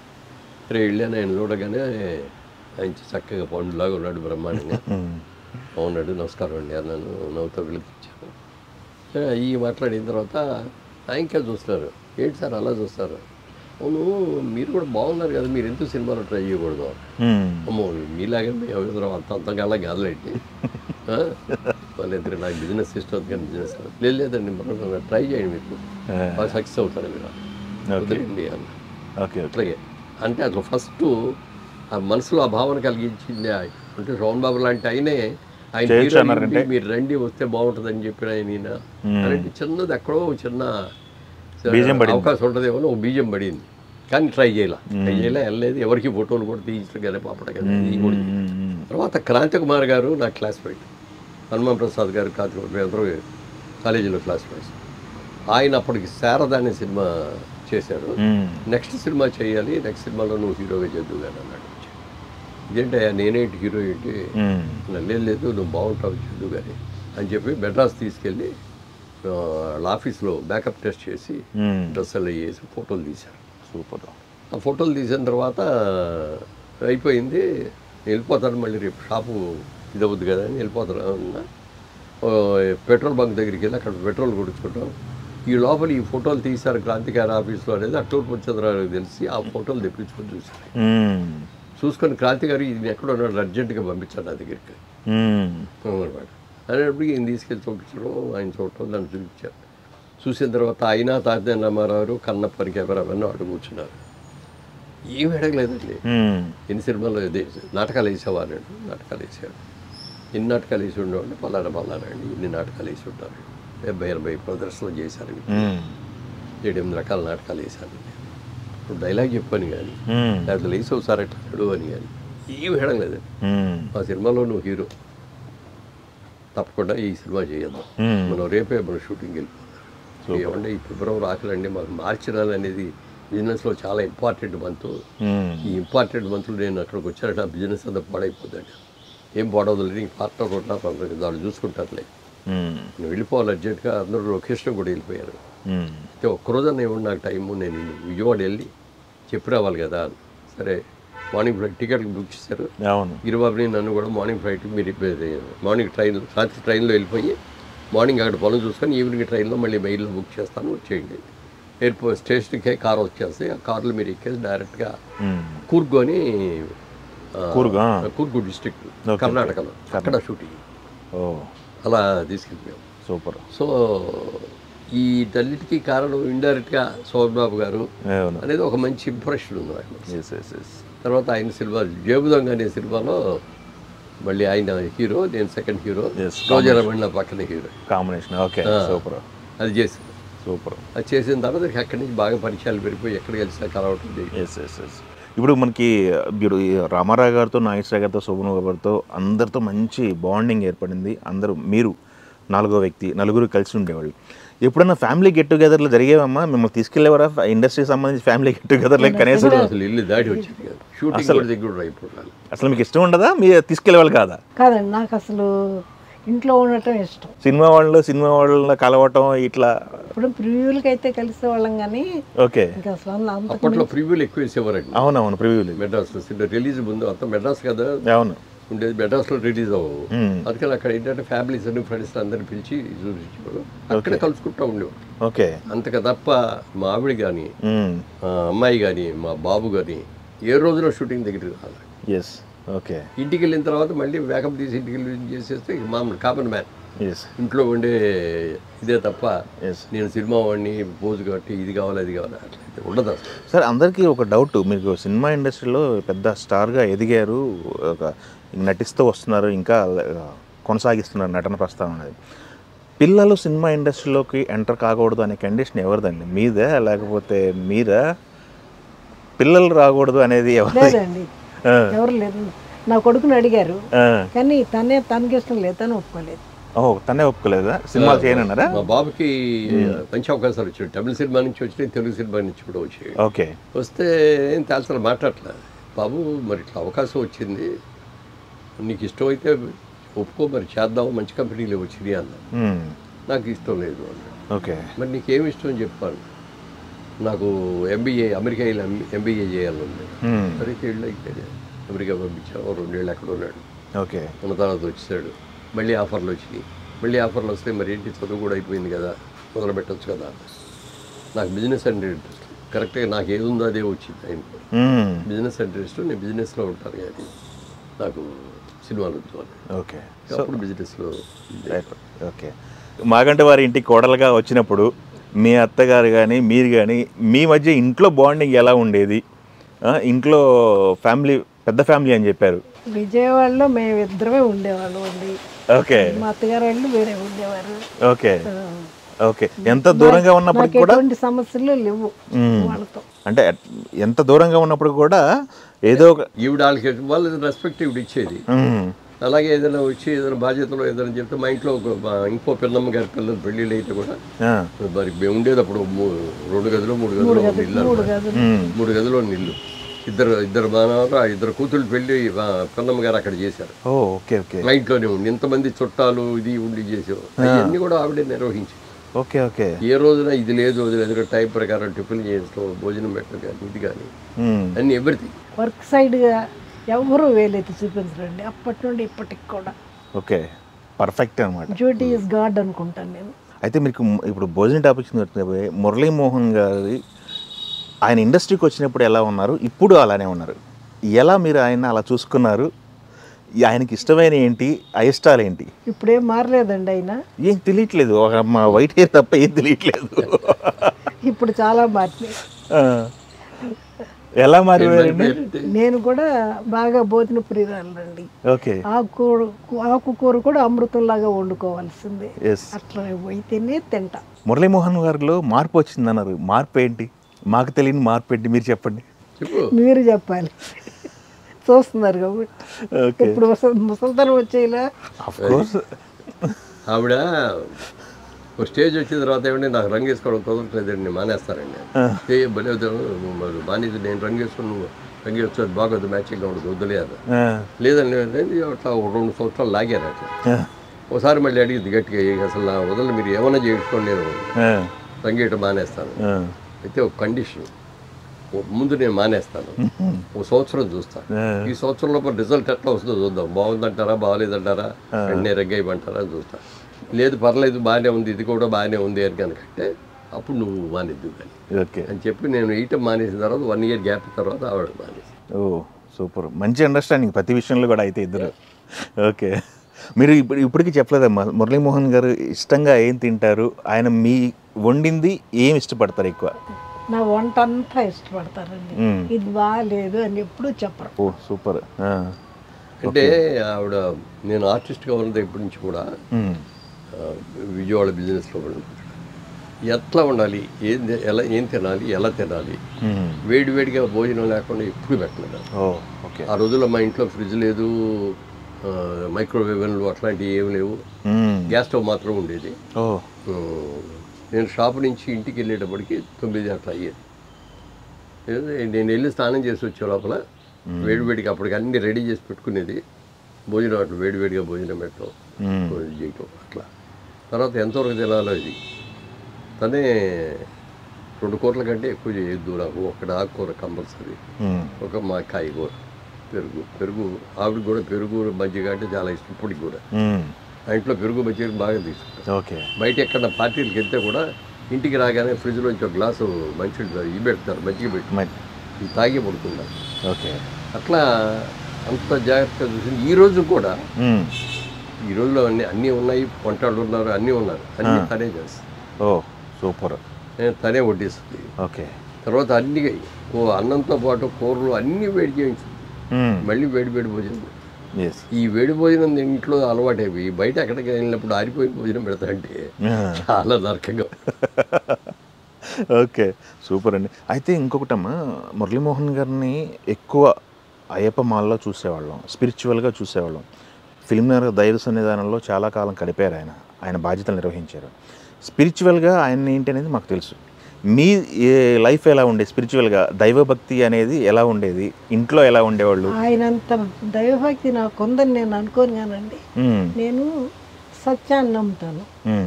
సత్యం, భగవంతుడు సత్యంలో ఉన్నాడు. ఆ సత్యం నాలో ఉన్నంతసేపు ఆయన నాతోనే ఉంటారు, అది నా నమ్మకం. నేను ఇప్పుడు కూడా అంతే, నేను ఏది తింటే పనాళ్ళకి అదే పెడతాను. నేను కాసి నీళ్ళు తాగితే వాళ్ళకి అయ్యే తాగమంటాను. ఇట్లాంటివి నేను బాగా ఫాలో అవుతానండి. భగవద్గీతలో కృష్ణుడిని తలవనేమో కానీ కృష్ణుడు చెప్పిన వాటిని ఎన్నిటిని ఆచరించగలను అన్నిటిని నేను ఆచరిస్తాను. ఓకే. ఇప్పటికీ గీత చదువుతానే ఉంటుంది. అవునా? ఓకే. స్పిరిచువల్గా బాగా. ఓకే. ఎందుకంటే స్పిరిచువల్గా నామం చెప్పించటం వేరు, ఆచరణ వేరు. నేను అది ఆచరిస్తాను కొంతవరకు, నాకు సాధ్యమైనంత. ఓకే. మీరు పీస్గా ప్రశాంతంగా ఉండాలి లేదా ఏదైనా టైం పాస్ అనుకుంటే మీరు చేసే పనులు ఏంటమ్మా ఇంట్లో? ధ్యానం చేసుకుంటూ కూర్చుంటాను, బుక్స్ చదువుతాను. ఓకే. నాకు అవి 2 చాలా ఇష్టం. నన్ను ఎవరు డిస్టర్బ్ చేయకుండా ఉంటే చాలు. ఎక్కువ డిస్టర్బ్ సైలెంట్గా ఉండాలి ఇంట్లో. ఎక్కువ టీవీ కూడా ఎక్కువ సౌండ్ పెడితే కూడా కట్టేయడం ముందు టీవీ. ఎవరు గట్టిగా మాట్లాడినా నేను అసలు ఒప్పుకోను. ఓకే. ఎందుకంటే మనలో ఉన్న ఎనర్జీ గట్టిగా మాట్లాడటంలో వేస్ట్ అయిపోతుంది అనేది మీ నమ్మకం? నా నమ్మకం. టీవీ ప్రస్తావన వచ్చింది కాబట్టి ఆయన సినిమాల్లో వదిలేసి వెండితెర వదిలేసి బుల్లితెరకి వెళ్తానన్నప్పుడు మీ అభిప్రాయం ఏంటి? మీకు ఏమనిపించింది ఆయన చేసిన సీరియల్స్? అట్లా కదండి, ఆయన ఒక యాక్టర్, ఆయనకి ఏది నచ్చితే అది చేస్తారు. దాని మీద నా కండిషన్స్ ఏంటండి? నాకు తెలిసి మిమ్మల్ని ఇద్దరిని ఇలా చూస్తుంటే మా ఆడియన్స్ కూడా చాలా విషయాలు నేర్చుకోవాలనిపిస్తుంది. ఎందుకంటే 60 వసంతాలు ఒకటే మాట మీద వెళ్తున్నారు ఇద్దరు. ఇప్పుడు గొడవలు రాలేదమ్మా? చిన్న చిన్న అభిప్రాయ భేదాలు అయినా ఉన్నా, నాకు కోపం వస్తే నేను కౌట్గా ఉండేవాడిని, ఆవిడ కోపం వస్తే ఆవిడ కౌట్గా ఉండేది. ఓకే. అప్పుడు లిమిటెడ్గా మాట్లాడి ఉన్నట్టు, మళ్ళీ ఒక 2 గంటలు అయినప్పుడు మళ్ళీ బాగా. ఓకే. ఇప్పటివరకు సారీ చెప్పలేదు సార్? అవసరం రాలేదు. అవసరం రాలేదా? ఓకే. ఆయనే శాంతంగా ఉంటారు. మీరే అప్పుడప్పుడు కోపపడతారు సార్ని? కోపండు, సైలెంట్గా ఉంటారు. సైలెంట్గా ఉంటారు. ఓకే, మంచి అండర్స్టాండింగ్ అండి. అయితే ఇప్పుడు ప్రజెంట్ ఉన్న జనరేషన్లో మీరు చూస్తున్నారు సార్, చాలా విషయాల్లో ఒక అభిప్రాయానికి వచ్చేయటం, బంధాన్ని కూడా లైటు అన్న పద్ధతిలో వెళ్తున్న సమాజం పోకడం మీరు చూస్తున్నారు. దీన్ని చూస్తుంటే మీకు ఏమనిపిస్తుంది సార్? మీ సజెషన్ ఏమైనా ఇవ్వాలనిపిస్తే మీరు ఏమిస్తారు? నేను ఎవరికైనా కొత్తగా పెళ్లి చేసుకున్న దంపతులకు చెప్పేది ఒకటే, ఇద్దరు కలిసిమెలిసి చూడండి. ఇద్దరు ఒకరి అభిప్రాయాలు ఒకరి మీద ఒకళ్ళు చెప్పుకోండి, మనసు విప్పి మాట్లాడుకోండి. ఎప్పుడు అబద్ధాలు ఒకళ్ళు అబద్ధాలు మాత్రం ఇట్టి పరిస్థితులు చెప్పుకోండి. సమస్య అనేది రాదు అట్లా ఉంటే. అలా ఉండండి. Marriage is nothing but compromise అని అంటుంటారు. కానీ భర్త కోపం వచ్చినప్పుడు భార్య తగ్గి ఉండాలి, భార్య కోపం వచ్చినప్పుడు భర్త తగ్గి ఉండాలి. ఆ అభిప్రాయం ఏదో ఉంటే మెల్లగా మాట్లాడుకుని సరి చేసుకోవాలి తప్ప, భార్య తప్పు చేసేదని నేను అరిచేసి, నేను తప్పు చేశానని ఆవిడేట్ చేసి ఒకళ్ళంటే మాట అనుకుంటే ఏమో వస్తుంది. అవును, అది కామ్గా క్వైట్గా ఎదురైతే అభిప్రాయ భేదం వస్తే మాట్లాడుకొని క్లారిఫై చేసుకొని ఇది చేయాలి తప్ప అట్లా ఉండకూడదు అనేది ఎక్కువగా చెప్తూ ఉండేవాడు. ఇంటికి వచ్చిన తర్వాత ఒకటి అబ్జర్వ్ చేశాను, రూప గారితో మాట్లాడుతుంటే మా అమ్మ నాన్న అని మాట్లాడుతున్నాను మీ ఇద్దరిని, అత్తగారు మామగారిని అమ్మ నాన్న అని మాట్లాడుతున్నారు. ఏంటి మీ కోడలికి మీకున్న రిలేషన్ ఏంటి? అమ్మా నాన్నగా మిమ్మల్ని అమ్మా నాన్న స్థానంలో చూస్తున్నారు వాళ్ళు. ఎలా మీ ఇదంటే ఏం చెప్తారు? ఫ్యామిలీ బాండింగ్ అంటే? మన ఆడపిల్ల ఇంకొక ఇంటికి వెళ్ళింది, అవునమ్మా, వాళ్ళు బాగా చూడాలనుకుంటాము. అవునమ్మా. ఇంకొక ఆడపిల్ల మన ఇంటికి వచ్చింది, ఇప్పుడు మనం కూడా అదే ట్రీట్మెంట్ ఇవ్వాలి కదా. మన ఆడపిల్ల ఎంతో తను అంతే. ఆవిడ మొదటి నుంచి దేవుడు, భక్తి, పూజ అన్నీ ఉన్నాయి. నాకు అట్లాగే ఉన్నాయి. ఎప్పుడు ఎవరు ఏ విధమైన తప్పులు చేయలేదు. చేతనైన సాయం ఎవరికి వీలైతే అంత చేస్తూ ఉంటాం. బహుశా ఇవన్నీ ఉండబట్టే భగవంతుడు కూడా మా ఇంటికి వచ్చిన అల్లుడు కానీ, మా ఇంటికి వచ్చిన కోడలు కానీ అంత అద్భుతమైన వాళ్ళు ఇచ్చారు. ఇద్దరు కూడా. మా కోడలు అయితే అమ్మ నాన్నగారు అని పిలుస్తుంది తప్ప ఏ రోజున అత్తయ్య మావయ్య అనేది అసలు మా ఇంట్లో ఆ మాటే వినపడదు. ఓకే. ఒకసారి ఎవరో ఒక ఆయన ఫోన్ చేశారు, వస్తే నాన్నగారు బయటకు వెళ్ళారండి అని అది చెప్తాంది. అంటే మా అమ్మాయి అమెరికాలో ఉంటుంది కదా, అప్పుడు నువ్వు ఎప్పుడు వచ్చావమ్మా అమెరికా నుంచి అన్నాడు ఆయన.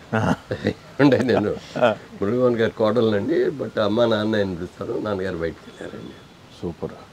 ఇప్పుడు కూడా నాన్నగారు అమ్మాయినే పిలుస్తుంది. ఒక్కోసారి అయితే నా బట్టలు కూడా ఎంత బయట తిరిగేటప్పుడు ఏదో మంచి బట్టలు దొరికితే కొనుక్కొని తీసుకొచ్చేస్తాను. ఏ రోజున నాకు ఇది కావాలి అని మనం నోరు తెరవకుండానే ఏం కావాలో తను ఏర్పాటు చేస్తాను. నిన్న ఇట్లా ఇంటర్వ్యూ ఉందమ్మా అన్న అంటే ఒకటే మాట చెప్పింది, ఇక్కడికి వచ్చేయండి మీరు అపార్ట్మెంట్లో అక్కడ చేస్తే 4 కోట్ల మధ్యలో ఏముంటుంది, గ్రీన్స్ మధ్యలో చేసుకుంటే బాగుంటుంది కదా, ఇక్కడికి వచ్చేయండి. ఓకే. అన్ని అరేంజ్మెంట్స్ అన్నీ ఆవిడే చేసి. కుటుంబ వ్యవస్థ కూడా న్యూక్లియర్ ఫ్యామిలీ అయిపోయింది. చిన్న కుటుంబాలు, అందరూ ఎక్కడెక్కడ ఉంటున్నారు, ఒకళ్ళు సపరేట్గా కలిసి ఉండడానికి కూడా ఎక్కువ ఇష్టపడాల. పెళ్ళికి ముందే కండిషన్స్ అనేవి కూడా స్టార్ట్ అవుతున్నాయి. కాదు మా ఇంట్లో అట్లాంటిది రాలేదు, అదే రివర్స్ వచ్చింది మా ఇంట్లో. పెళ్ళి అయిపోయింది అంటే అమ్మాయి అల్లుడు వాళ్ళు అమెరికా వెళ్ళిపోయారు. ఆయన అల్లుడు గారు కూడా డాక్టర్ గారు, ఆయన డాక్టర్ గారు చాలా మంచి ఆయన, కొడుకు లాంటి అల్లుడు, కూతురు లాంటి కోడలు వచ్చారు. పెళ్ళి అయ్యి వచ్చిన తర్వాత మేము 4 ఫిలిం నగర్ ఇంట్లోనే కాపురం. కొన్ని సంవత్సరాలు అయిన తర్వాత అదే అప్పటికే ఈ సైట్ కొని ఇచ్చాను, ఫ్యూచర్లో అవసరం ఉంటుంది వీళ్ళకి, దీంట్లో ఇల్లు కడదాం, ఇల్లు కట్టించిన తర్వాత బాబు నిన్ను కోడల్ని మనవరాల్ని మీరు వెళ్ళిపోయినమ్మా మీ ఇల్లు రెడీ అయిపోయింది అంటే కేవలం ఇక్కడే ఉంటాం, కలిసే ఉంటాం. అది కాదమ్మా మీకు సపరేట్గా ఇల్లు ఉంది కదా, ఇంట్లో వెళ్తే బాగుంటుంది, కొన్ని ప్రైవసీలు మీకు కూడా కావాలి కదా. ఈ ఫ్రెండ్స్ ఎవరిని ఇంటికి రావాలనుకో, పెద్ద ఆయన మురళీమోహన్ గారు ఉన్నారు, విజయం గారు ఉన్నారు, బాగోదు అక్కడికి వెళ్తే అని అనుకుంటారు. అదే మీ ఇద్దరు ఉన్న ఇల్లు అనుకోండి, వస్తే ఎవరినైనా పెళ్ళి కూర్చొని ఎవరి దగ్గర రావచ్చు, ఎవరి దగ్గర మీరు వెళ్ళాలని వెళ్ళవచ్చు, అదొక ఇదిగా ఉంటుంది. అందుకని మా పాలసీ ఏంటంటే దూరంగా ఉండి దగ్గరగా ఉండాలి, దగ్గరగా ఉండి దూరం అవ్వకూడదు, ఇదే చెప్పారు. ఓకే. అంటే అయితే అందరం కలిసి మా మానవరాలు అంది, అయితే అందరం కలిసి కొత్త ఇంట్లోకి వెళ్ళిపోదాం, అక్కడ ఉందామా, లేదమ్మా మీ ఇల్లు మీకు ఉండాలి, ఇంట్లో మీరు ఉండండి, మీకు ఎప్పుడు రావాలంటే అప్పుడు రండి, ప్రతిరోజు రండి, ఫోన్లో మాట్లాడుకుందాం, ఫోన్లో ఉన్నాయి. అందుకని ఎవ్రీ సండే బాబు వాళ్ళనేమో రోజు మధ్యాహ్నం బ్రేక్ టైంలో బాబు, మా బ్రదర్ కిషోరు, వాళ్ళ అమ్మాయి కిషోరు కూతురు, మేమందరం కలిసి ఇంటికి వస్తాం, మా అపార్ట్మెంట్కి వస్తారు, అక్కడే భోజనం చేస్తాం, ఒక గంట సేపు అక్కడ కౌరు చెప్పుకుంటాం, మళ్ళీ వాళ్ళ దోమనాళ్ళు ఆఫీస్కి వెళ్ళిపోతాను. నేను ఈవినింగ్ మాత్రం ఆఫీస్కి వెళ్ళను, మార్నింగ్ టైం మాత్రమే ఆఫీస్కి. అయితే ఇందాకటి నుంచి కూడా మీ ఇష్టాలు ఏంటని చెప్పేసి మేడంని అడుగుతున్నా, బట్ మేడం ఇష్టాలు ఏంటి అనేది మీరు చెప్పాలి. మేడం అసలు ఆవిడ ఇష్టాలు ఏంటి, అయిష్టాలు ఏంటి మీరు చెప్పమంటే ఏం చెప్తారు? మొదట్లో కొంచెం కోపం ఎక్కువ ఉండేది, ఆ కోపం తగ్గించుకోవాలి అనుకున్నాను. చెప్పాను, నేనే చెప్పాను. మీరే చెప్పారా? కోపం అనేది ఉండకూడదు. నువ్వు ఏదైనా అంటే నేను నచ్చదుంటే నచ్చదు చెప్పు, చెప్పే విధంగా చెప్పు, లేకపోతే నాకు చెప్పు, నేను మాట్లాడతాను. అంతేగాని డైరెక్ట్గా ఇది మాట్లాడద్దు. అది కరెక్ట్గా మెయింటైన్ చేసేది. ఎవరన్నా అట్లా అన్నారు కామెంట్ చేసుకుంటే వాళ్ళ కర్మాన్ని ఆడిపోతాను. నేనేంటో నాకు తెలుసు, నేనేంటో మీకు తెలుసు, నేనేంటో నాకు తెలుసు. మనం ఎందుకు వాళ్ళ ఎవరి నుంచి ఎవరో ఏదో అన్నారనేది మనకే అని అట్లా అనేది. ఓకే, అందుమూలంగా ఎప్పుడు ప్రాబ్లం అనేది రాలేదు. సార్ ఒక ట్రస్ట్ అని పెట్టేసి ట్రస్ట్లో చాలామందికి చదువు చూపిస్తున్నారు, చాలా రకంగా ఖర్చు పెట్టేస్తున్నారు. ఈ ట్రస్ట్ గురించి మీకు చెప్పినప్పుడు ఈ ట్రస్ట్ గురించి మీ కామెంట్ ఏంటమ్మా? ఎవరమైనా ఎంత భోజనం అవును తినేది. అవును అవును. నాకైతే చాలా సామాన్యమైన మెత్తటి బట్టలు కట్టుకోవాలనుకుంటా. నాకు ఆడంబరాలు అక్కర్లా, నగలు అక్కర్లా, మంచి భోజనం మాత్రం కావాలి, డెలిషియస్. అది ఆకుకూరైనా సరే. ఆ తర్వాత ఎవరు ఎంత సంపాదించినా ఇక్కడే వదిలేసి వెళ్తున్నాం, మనతో ఏం పట్టుకెళ్తున్నా. అప్పుడు ఎందుకండి మనతో పాటు 10 మంది పైకి వస్తారు, దేశం బాగుపడుతుంది. ఓకే, ఇప్పుడు ఇద్దరం ఓల్డేజ్కి వచ్చేసాం, ఏం పట్టుకెళ్తాం, ఏం పట్టుకెళ్ళాం, అంతే.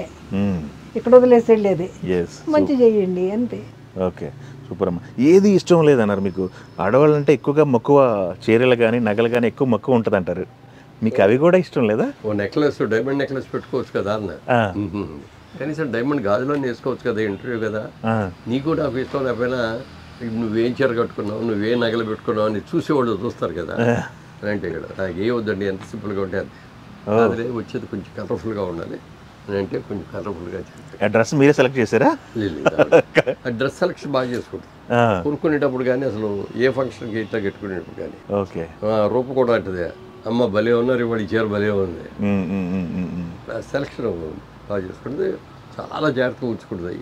ఇప్పుడు 20 ఏళ్ళ క్రితం కొన్ని పట్టు చీరలు కూడా ఇంకా అట్లాగే ఉంది. నేను చాలా చిన్న స్టేజ్లో నుంచి వచ్చాను. మా ఫ్యామిలీ ఫాదర్ వీళ్ళందరూ బాగా పెద్ద ఆసుపత్రులు అయితే మా దగ్గరికి వచ్చింది, తగ్గిపోయింది. సరే మనం సింపుల్ లైఫ్ నుంచి కష్టపడి పైకి వచ్చాం. ఎవరికి చెప్పిన అది చెప్పదు, నీతిగా నిజాయితీగా ఉండండి. ఎవరైతే సరే ఏ పని చేసినా కష్టపడి ఇష్టపడి చేయండి. ఇష్టం లేకుండా కష్టపడితే నాకేంటో నా కర్మ, నేను కలెక్టర్ అవ్వాల్సిన బిల్ కలెక్టర్ అయిపోయాను, లేకపోతే బస్ కండక్టర్ అయిపోయాను నేను అని అనుకుంటాం. ఆ పని కూడా సరిగ్గా చేయండి అని. ఆ రోజున నాకు ఆ లిఫ్ట్ ఏది మా చిన్నారు గారు అన్న ఆయన నన్ను వర్కింగ్ పార్ట్గా తీసుకునే ఒక లిఫ్ట్ ఇవ్వటం కానీ, తర్వాత ఆయన బిజినెస్లో ఇచ్చి నాకు వద్దు, నా షేర్ ఇచ్చేద్దాం అనుకుంటున్నాను, నువ్వు తీసుకోవాలి, నా దగ్గర ఎక్కడున్నాయంటే డబ్బులు లేవు కదా అని. అట్లా కాదు, మరి ఎవరెవరో అడుగుతున్నారు, నేను వాళ్ళకి ఇచ్చే ముందు నీకు కదా చెప్పాల్సింది. లేదు ఇచ్చేయండి అని. లేదు 6 రోజులు టైం ఇస్తున్నాను, 6 రోజుల్లో నాకు అని చెప్పారు. చెప్పిన తర్వాత ఇంటికి వచ్చి అప్పుడు ఇంకా అవుట్ హౌస్లోనే ఉన్నాం, సెంట్రాజేశ్వర గారి అవుట్ హౌస్. అటు కూర్చోడానికి ఏంటి ఆలోచిస్తారు సీరియస్గా అంటే, ఏం లేదా, లేదు ఏదో అంత తేడా కనపడుతుంది ఏంటి చెప్పండి అంటే, ఏం లేదు ఇట్లా అన్నారు, చిన్నారు గారు ఇలా ఆఫర్ ఇచ్చారు అంటే మీరేం చెప్పారు అని. నాకు వద్దని చెప్పాను, నా దగ్గర లేదు కదా అంటే. నేను మా పుట్టింటాళ్ళు నాకు 5 ఎకరాల పొలం ఇచ్చారు, అది అమ్మేసి తీసుకొస్తాను, అది పుచ్చుకొని పార్ట్నర్గా ఉన్నాడు. వద్దొద్దు, ఆడపిల్లకి తల్లిదండ్రులు ఎందుకు ఇస్తారంటే, రేపు పొద్దున ఎటు పోయి ఎటు వచ్చినా అబ్బాయి సరిగ్గా చూసుకోగలిగినా చూసుకోపోయినా ఈ 5 ఎకరాలు ఏది ఉంటే నువ్వు హ్యాపీగా ఉంటావు అనే దానికి ఇస్తారు. వద్దు నాకు, రేపు పొద్దున నేను ఇది తీసుకొని బిజినెస్లో పెట్టి సక్సెస్ అయితే బాగానే చేశాడు బాగుంటూ అంటారు, నేను నష్టం వచ్చేసి నీవు పెట్టిన డబ్బులు కూడా పోయినాయి అనుకుంటే నన్ను తిట్టుకుంటారు. వద్దంటే వద్దాను, నీకు ఎందుకంటే అయ్యని నేను మాట్లాడుకుంటా, నేను చూసుకుంటాను, నా పేరెంట్స్తో నేను మాట్లాడుతాను నేను చెప్పింది మాట్లాడింది. వాళ్ళు కూడా ఇమ్మీడియట్గా అమ్మాయి బుద్ధిమంతులు శుభ్రంగా చేసుకున్నాడు కదమ్మా, నీకు ఇచ్చిందే కదా చేసుకోండి అన్నారు. 6 రోజులు అమ్మేశారు, డబ్బులు కూడా ఇచ్చారు. ఇవ్వగానే ఇంటికి చెప్పాను, డబ్బులు రెడీ. సూపర్. అది ఇచ్చిన తర్వాత ఆయన షేర్ కూడా నాకు వచ్చినప్పుడు 35 పైసలు ఆయన షేరు, నాకు వర్కింగ్ పార్ట్నర్గా 15 పైసలు ఉంది. సో 50% నేను అయ్యాను, 50% మా పార్ట్నర్. మరి దానికి పెట్టుబడి ఫస్ట్ పెట్టుబడి ఇచ్చింది నేను చెప్పాను ఇది నాకు అవకాశం ఉండి డబ్బులు బాగానే నీ డబ్బులు నీకు ఇచ్చేస్తాను అన్నా. లేదండి ఆ అప్పుగా ఇవ్వట్లేదు నీకు, మన డబ్బే కదా, మన కోసమే కదా అని ఇచ్చింది. ఫస్ట్ ఆ కంపెనీలో 50% షేర్ హోల్డర్ అవడానికి ఆవిడ ఇచ్చిన 5 ఎకరాలు అమ్మి ఇచ్చారు డబ్బే. డబ్బుతో చేసుకున్నాం. తర్వాత మళ్ళీ నాకు అవకాశం వచ్చిన తర్వాత మళ్ళీ ఆవిడకి ఆ డబ్బులకి ఇంకా కొంత కూడా వేసి మళ్ళీ ఆవిడకి మళ్ళీ పొలం కొనలేకపోయే కానీ ఒక కొబ్బరి తోట లాంటిది కొని ఆవిడకి ఇచ్చేసి ఇప్పటికీ ఆవిడ అలాగే ఉంది. దాని మీద వచ్చేది నీ ఇష్టం, నాకు ఎవరికి చెప్పక్కర్లేదు. Okay, super.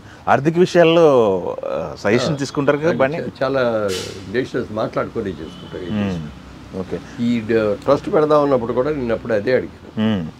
ఇట్లా మనం అయిపోయింది, పిల్లల బాధ్యతలు కూడా అయిపోయినాయి, మంచి అల్లుడు వచ్చాడు, మంచి కోడలు వచ్చింది, వాళ్ళ జీవితం వాళ్ళు హ్యాపీగా ఉన్నారు, పిల్లలు కూడా బాగున్నారు, వాళ్ళ పెళ్ళిళ్ళు కూడా అయిపోయినాయి. ఇక మనం నేకేమో కష్టపడి రిటైర్ అయిపోయి ఇంట్లో కూర్చోవడం నాకు ఇష్టం ఉండదు. మరి వచ్చే వెనుక పని ఏం చేస్తే బాగుంటుందని ఆలోచిస్తే ఓ ట్రస్ట్ పెట్టి పేద విద్యార్థుల్ని మనం చదివిస్తే వాళ్ళ జీవితాలు బాగుపడతాయి. వాళ్ళ ఇంట్లో ఒకళ్ళు చదువుకున్నారంటే ఇల్లంతా చదువుకున్నట్టు అవుతుంది. ఇలా చేద్దాం అనుకుంటున్నానని చెప్పి ఫస్ట్ ఈవిడికి చెప్పి. ఓకే, ఎందుకంటే రేపు పొద్దున అనొచ్చు, ఏమండి కష్టపడ్డాం, రోజులు కష్టపడ్డాం, ఇవాళ ఏంటంటే మీరు అన్ని వాళ్ళకి ఎవరికో ఇస్తారంటే అట్లా అని అంటే నేను చేయలేదు.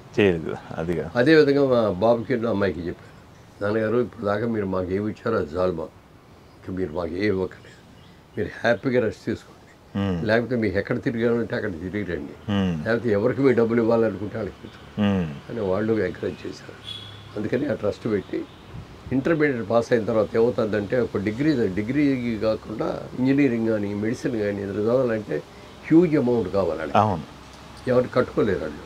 గవర్నమెంట్ ఏదైనా ఇచ్చిన ఫీజు రిమిషన్ ఇస్తారు తప్ప ఇంకా మిగిలినవన్నీ అంతే. హాస్టల్ ఫుడ్ ఎవరు ఇస్తారు, బుక్స్కి ఎవరు ఇస్తారు, ట్రాన్స్పోర్ట్ ఎవరు ఇస్తారు, ఇట్లా ఎన్నో ఉంటాయి. ఇది మనం చేద్దాం, మంచి వాళ్ళని, పేద ఇంటి వాళ్ళని, బాగా పేద ఇంటి వాళ్ళని, పూర్ లాంటి వాళ్ళని మంచి మార్కులు తెచ్చుకోవాలని మనం అడాప్ట్ చేసుకొని మనం చదివించుకుందామని అనుకున్నాం. అది చాలా సక్సెస్ఫుల్గా చేసాం. ఓకే, ఒక 1000 మంది స్టూడెంట్స్ ఇప్పటి వరకు. ఇప్పుడు వాళ్ళు కూడా ఒక్కోసారి వచ్చేసి కనపడుతూ ఉంటారు, ఏమన్నా అమెరికా నుంచి మొన్నే వచ్చారని మిమ్మల్ని వచ్చారు, అదే మీరు మాకు సీట్ ఇవ్వబట్టి నేను చదువుకోగలిగి వాళ్ళ మంచి పొజిషన్కి వచ్చారు. కుటుంబాలు మా నాన్నగారికి డబ్బులు పంపించి ఆయన ఉన్న అప్పులు తీర్పించారండి, మా చెల్లి పెళ్ళిళ్ళకి డబ్బులు పంపించారండి, నాన్నగారు వాళ్ళకి ఇల్లు కూడా కట్టించారండి అని చెప్తా అంటే ఎంత ఆనందంగా ఉంటుంది. ఆనందం ఇంకోటి ఉండదు, రోజు అట్లాంటి 5 జరిగిన రోజులు ఇంటికి రాగానే ముందు ఆ కవరేజ్ చెప్పుకో, ఆవిడ కూడా చాలా సంతోషం. పాలిటిక్స్లోకి వెళ్ళాలి, పాలిటిక్స్లో నుంచి వెళ్ళటం ఇవి రెండు స్వతహాగా మీరు నిర్ణయాలైనా ఇద్దరు కలిసి తీసుకున్న నిర్ణయాలమ్మా? నాకు అసలు తెలియదండి పాలిటిక్స్లోకి వెళ్తున్నట్టు మీకు తెలియదు అసలు. నేను మొదటి నుంచి ఎన్టీ రామారావు గారు పాలిటిక్స్లోకి వచ్చినప్పుడు చాలా బిజీ హీరో అయినా అన్నీ వదిలేసి వెళ్ళిపోయి ఒక కాకి గుడ్డలు వేసేసుకొని ఓ పాత కారు ఎప్పుడుదో ఓల్డ్ మోడల్ కార్ని చైతన్యతో పెట్టుకొని ప్రజల మీదకి వెళ్ళిపోయి ఆ కాకి గుడ్డలు వేసుకొని రోడ్డు పక్కన పడుతుంది, రోడ్డు పక్కన స్నానాలు చేసి ఇవన్నీ చేసి చూస్తుంటే ఆశ్చర్యం వేసేది. అయ్యో ఇంత కష్టపడుతున్నాడు ఆయన, పెద్ద ఆయన సినిమాలు బోల్డ్ ఉన్నాయి వద్దంటాడు అని చెప్పి ఆయన మీద ఒక ఆరాధన పెరిగిపోయి ఓ రోజు నెల్లి కూడా అన్నాం. ఆయన మేము ఏలూరు దగ్గర పెద్దపాడని ఏళ్ళూరు, ఆ ఊరిలో పిచ్చి పంతులని సినిమా చేసాం. ఆ షూటింగ్ చేసినప్పుడు ఆయన ఈ చైతన్యలో ఆ ఊరికి వచ్చారు. ఆ రోజు మేము షూటింగ్ క్యాన్సిల్ చేసి అందరం కలిసి వెళ్ళి అక్కడ కూర్చుని మీటింగ్ ఆయన చెప్పిందంతా విన్నాం. కొంత డబ్బులు తీసుకెళ్ళి ఇవ్వండి అవి జోలి పెట్టుకొని వచ్చేవారు, ఇదిగోనండి దీనికోసం ఉపయోగించండి అని ఇచ్చిన తర్వాత, సార్ మీరు ఎంత కష్టపడుతున్నారు, ఇవన్నీ వదిలేసుకుని వచ్చారు, మమ్మల్ని ఏం చేయమంటారు చెప్పండి, మాకు కూడా బాధ్యత ఉంది కదా, మీకు ప్రచారం చేయడానికి రమ్మంటారా లేకపోతే ఏం చేయమంటారు చెప్పండి అంటే, బ్రదర్ మీరు ఎవరు కూడా ఉంది, మీ సినిమాలు మీరు చేసుకోండి. ఓకే, నేను ఇందిరాగాంధీకి వ్యతిరేకంగా దిగాను, నేను సక్సెస్ అయితే వెళ్ళండి గుడ్, సక్సెస్ కాకపోతే నా పతనం ఆవిడ చూస్తుంది, నేను అన్నిటికీ తెగించి వచ్చాను, అందుకని మీరు ఎవ్వరు రావద్దు అన్నారు. సరే అయింది. ఒక స్టేజ్కి వచ్చినప్పటికి ఆవిడకి అర్థమైపోయింది, ఇది చేసి ఇది పెట్టేశారు, ఎలక్షన్స్ ప్రీపోన్ చేసి తీసుకొచ్చి పెట్టేశారు, ముందుగా పెట్టేశారు. ఇంకా అప్పటికి ఆయన రాయలసీమ దిగారు, కోస్టల్ ఆంధ్ర దిగారు, అక్కడ కోస్టల్ వైజాగ్ డిస్ట్రిక్ట్లో అక్కడ ఉండగా అనౌన్స్ చేశారు. అప్పుడు మళ్ళీ నేను, రాఘోపాలరావు గారు, సత్యనారాయణ గారు, గిరిబాబు గారు, మేము నలుగురు వెళ్ళాం. మేమంటే ఆ రోజులంటే మీరు రావద్దన్నారు, ఇప్పుడు ఎలక్షన్ ఏమో సడన్గా చేశారు, మీరు తెలంగాణ కవర్ చేయలేదు, మీరు కనుక అనుమతిస్తే మేము వెళ్ళి తెలంగాణలో ప్రచారం చేస్తాం, క్యాంపెయిన్ చేస్తాం అంటే అప్పుడు కూడా వద్దన్నారు. గెలుస్తామో ఓడతామో తెలియదు, మీరు అనవసరంగా మీ జీవితాలు నాశనం చేసుకోవాలి అన్నారు. ఆయనే కష్టపడ్డాడు, ఆయనే చేశారు, బ్రహ్మాండంగా సక్సెస్ అయ్యారు. అప్పుడు నేను చేస్తున్న పని ఏంటంటే ఆ పిచ్చి పంతుల్లో ఓ మంచి పాట రాయించి ఆ ఎలక్షన్లో పనికొచ్చేటట్టుగా అది ఆత్రేయ గారు రాశారు. మంచి వాళ్ళందరూ పోయారు, మంచిని చెప్పే పోయారు, ఆ మంచిని కాచే మనుషులు ఇప్పుడు మనలో కరువయ్యారు, రామయ్య రామయ్య ఈ రాజ్యమే నీదయ్యా అని చెప్పి అద్భుతమైన పాట అది. అది పెట్టేసి ఒక దాదాపు 100 మందిని డాన్స్ అది పెట్టి గ్రూప్ సాగలా చేసి అన్నీ ఆయన ఎన్టీ రామారావు సినిమాలన్నీ పోస్టర్స్ తెప్పించి గోళ్ళన్నీ ఎంటించి అలా చేసేసాం. సూపర్. సరే సినిమా అయిపోయింది, సక్సెస్ అయిపోయింది. ఆయన కూడా ముఖ్యమంత్రి అయిపోయారు. ఆపరేషన్ చేసుకొని తిరిగి వచ్చేటప్పటికి ఇక్కడ రాజకీయం చేశారు. మాకెవరికి కూడా తెలియదు. ఆ రోజు రాత్రి మేమందరం ఈయన వచ్చేటప్పుడు రిసీవ్ చేసుకోవడానికి మేము కూడా వెళ్ళాం సినిమా ఇండస్ట్రీకి. చాలా మంది వచ్చాం, అందరూ రిసీవ్ చేసుకున్నాం. చేసుకున్న తర్వాత బ్రదర్ ఫార్మాలిటీస్ చాలా ఉంటాయి, ముందు మినిస్టర్స్ని ఆఫీసర్స్ని వాళ్ళందరికీ కలవాలి, జనం 3 మంది ఉన్నారు, అందుకని మీరు ఇంటికి వెళ్ళిపోండి, పొట్లకి వెళ్ళిపోండి, నైట్ డిన్నర్కి మన ఇంటికి రండి, అప్పుడు భోజనం చేద్దామని కూర్చున్నప్పుడు ఆ రోజు వచ్చాము. వాళ్ళు వచ్చారు, మేము వచ్చారు, నాయకులు అందరూ ఉన్నారు, అందరూ బాగా మాట్లాడారు, హ్యాపీగా ఇంటికి వెళ్ళిపోయేటప్పుడు వార్త అక్కడ ఇట్లా రాత్రి ఆయనది దించేశారు. చాలా కోపం వచ్చేది. ఇక వాళ్ళు ఎవరిని పర్మిషన్ అడగలేక ఒక కారు, నాన్-ఏసీ కారు, ఒక అంబాసిడర్ కారు తీసుకొని తెలంగాణ అంతా తిరిగి వచ్చే ప్రచారం. ఆయన ఇంత సాక్రిఫైస్ చేసి ఇంత చేసి ఇది వస్తే ప్రజలు మీరందరూ ఇన్ని ఓట్లు వేసి గెలిపించుకుంటే వాళ్ళు ఎవరు అసలు తెలుసుకోవాలి అని చెప్పి నేను చెప్పేది ఏదో చెప్పుకోవచ్చు సార్. ఎందుకంటే ఆయనంతటికి ఆయన వెళ్ళి నేను ఇంత గొప్ప ఇంత సాక్రిఫైస్ చేసి నేను వస్తే ఇట్లా చేశారు వీళ్ళు అని చెప్పుకోలేరు కదా, అది మనం చెప్పొచ్చు గొడవ పెట్టి. అలా వెళ్ళి చెప్పాను, చేశాను, మొత్తం అది జరిగింది. ఇక కార్యకర్తగా పనిచేస్తూ ఉన్నాడు. ఒక రోజు ఫోన్ చేసి ఆయన మురళి ఎక్కడున్నా ఉన్నారు సార్, చెన్నైలోనే ఉన్నానండి, రేపు మార్నింగ్ ఒకసారి రాగలవా రాజుబాయ్, హైదరాబాద్ వస్తారండి. నేను వచ్చాను, వచ్చి వెళ్ళాను. ఏం లేదు, మన వాళ్ళందరూ రాజమండ్రి పార్లమెంట్ సీటుకి నువ్వైతే బాగుంటుంది అని అంటారు, నువ్వు పోటీ చేయి అన్నారు.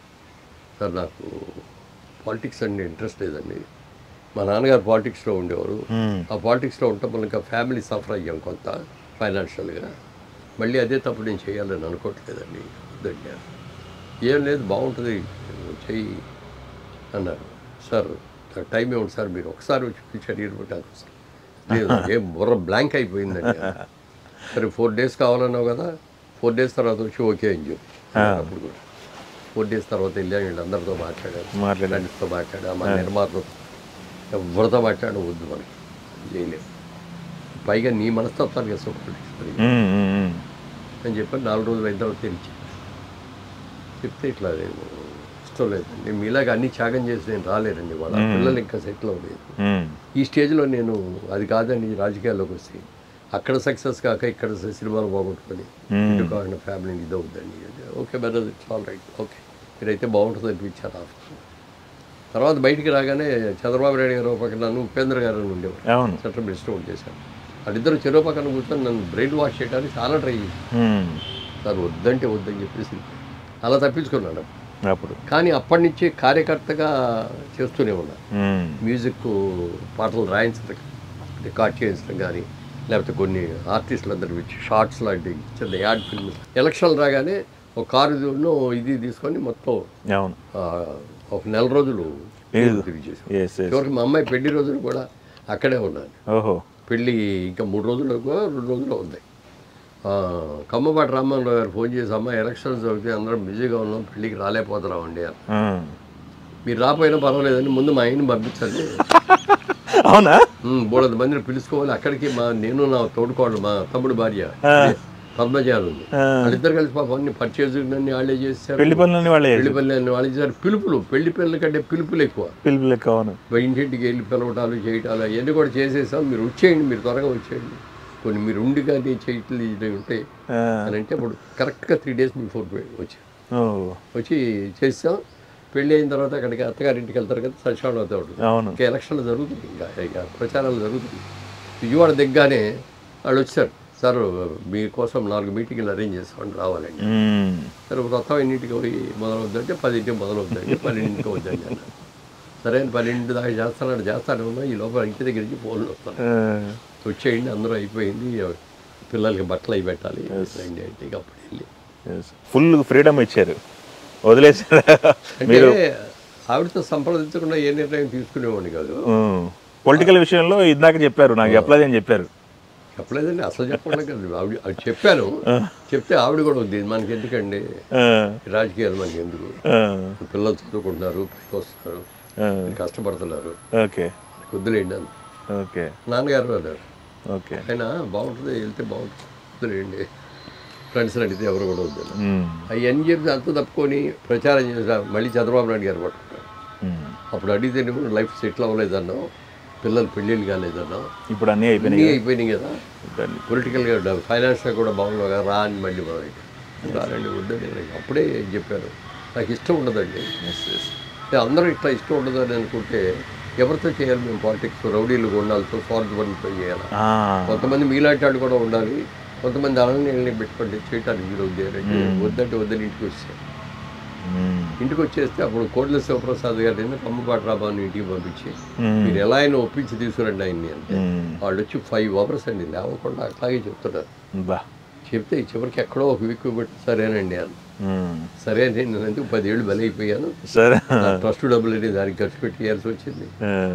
ఆ విధంగా తర్వాత మళ్ళీ ఎలక్షన్లో వచ్చేటప్పటికి వెళ్ళి చెప్పాను నేను వద్దని. చెప్తే వద్దని చెప్పడానికి వెళ్ళేటప్పటికి ఎందుకు వచ్చావు, నీ సీట్ నీతే బ్రహ్మాండంగా చేసావు, మంచి పేరు వచ్చింది, వీళ్ళు ప్రచారం చేసుకోవాలి. లేదండి నేను ఒకసారి మీతో 5 నిమిషాలు మాట్లాడాలి, నాకు టైం ఇవ్వండి, ఎవరో ఉండదు మీరు నేనే ఉండాలి అని అంటే అతన్ని బయటకు వెళ్ళిపోండి అని చెప్పి రూమ్లోకి ఏంటి చెప్పారు. నేను పూర్తి చేయడండి వద్దని చెప్పడానికి వచ్చాను. అదేమిటిది ఒకసారి షాక్. నేను ఆర్టిస్ట్గా ఉన్నప్పుడు బిజీగా ఉండి అవుట్డోర్లో షూటింగ్లు చేశాను, ఫ్యామిలీతో గడపలేకపోయాను. ఫ్యామిలీగా తర్వాత వచ్చాను బిజినెస్లో, అన్ని బిజినెస్ ఆడవాళ్ళు మళ్ళీ ఫ్యామిలీతో నేను గడపాల్సిన టైం గడపలేదు. ఇప్పటికన్నా కనీసం నా ఫ్యామిలీ కోసం నేను బతకాలి, నా భార్య కోసం నేను బతకాలి, నా పిల్లల కోసం నేను బతకాలి. నాకు కొన్ని ఆలోచనలు ఉన్నాయి, నా ట్రస్ట్ పెట్టుకొని చేయాలి, వీటన్నిటి కోసం నాకు వెళ్ళిపోతానండి అని చెప్పి.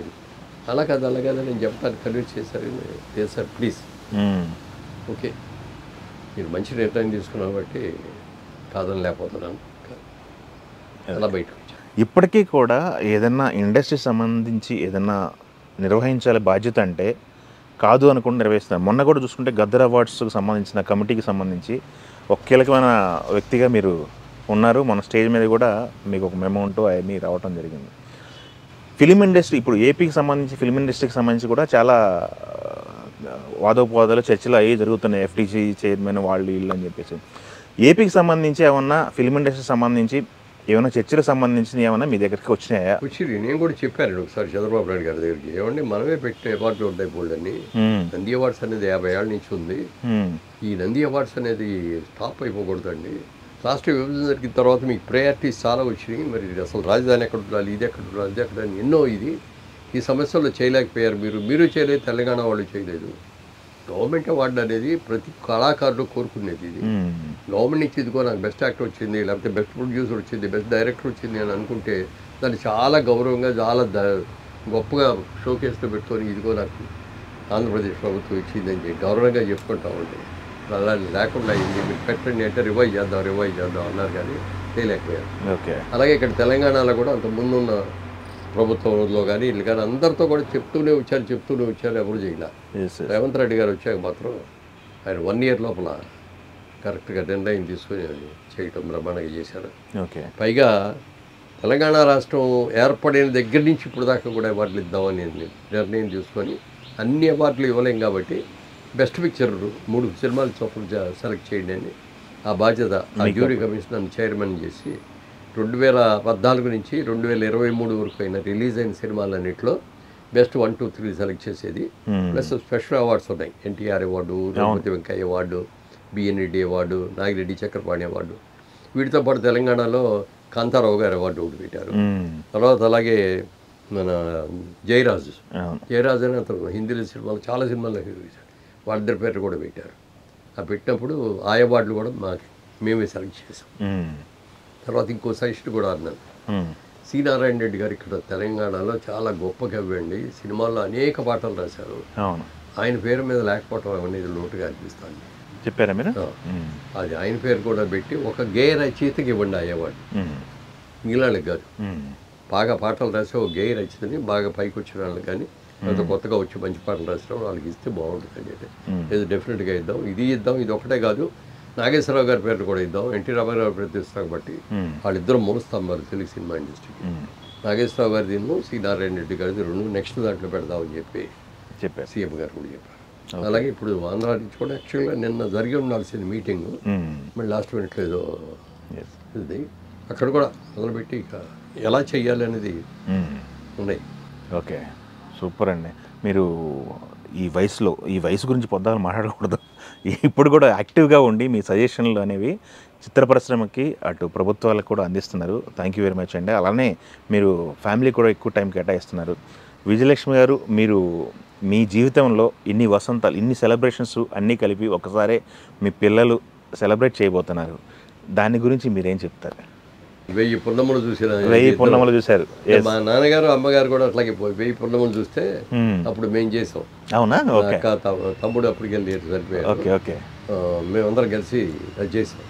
ఇప్పుడు మేము ఆ స్టేజ్కి వచ్చాం కాబట్టి ఇప్పుడు మా అబ్బాయి కలిపి పిల్లలు మనవరాళ్ళు అందరూ కలిసి దీన్ని వేడుకగా చేసుకుంటాం మేము అన్న తర్వాత ఇప్పుడు మొట్టమొదటి వద్దంది. ఎందుకు అట్లా ప్రతి దాంట్లో సింప్లిసిటీ అని అంటే కాదులే, ఏంటి మా కోసం చేసేది మీకోసం కాదు, వాళ్ళు కూడా ఒప్పించారు. అందుకని ఆ 2 ప్లస్ నాకేమో 85 years ఈ నెల 24 నుండి అని 3 కలిపి 27వ తారీఖున ఫంక్షన్. సూపర్ అండి, ఆల్ ది బెస్ట్ అండి. మీరు ఫైనల్గా తెలుగు ప్రేక్షకుల కోసం మీ నోట్లోంచి 4 మంచి మాటలు. అందరూ సుఖంగా ఉండాలని అనుకుంటానండి, అదొక్కటే. మీ పిల్లలకి, మనవాళ్ళకి, మనవరాళ్ళకి వాళ్ళకి ఏమైనా సజెషన్స్ ఇస్తుంటారమ్మా? చెప్తారా? వాళ్ళు ఇంగ్లీష్లో మాట్లాడతారు, అమెరికా పిల్లలు, నాకు అంత రాదు. ఇక్కడ ఈ మనవరాళ్ళకి మాత్రం చెప్పుకోవాల్సిన వివరమైన బుద్ధులన్నీ చెప్పుకో. ఓకే, అక్కడ ఆ మనవరాళ్ళకి లాంగ్వేజ్ బ్యారియర్ ఒకటి అడ్డం వచ్చింది.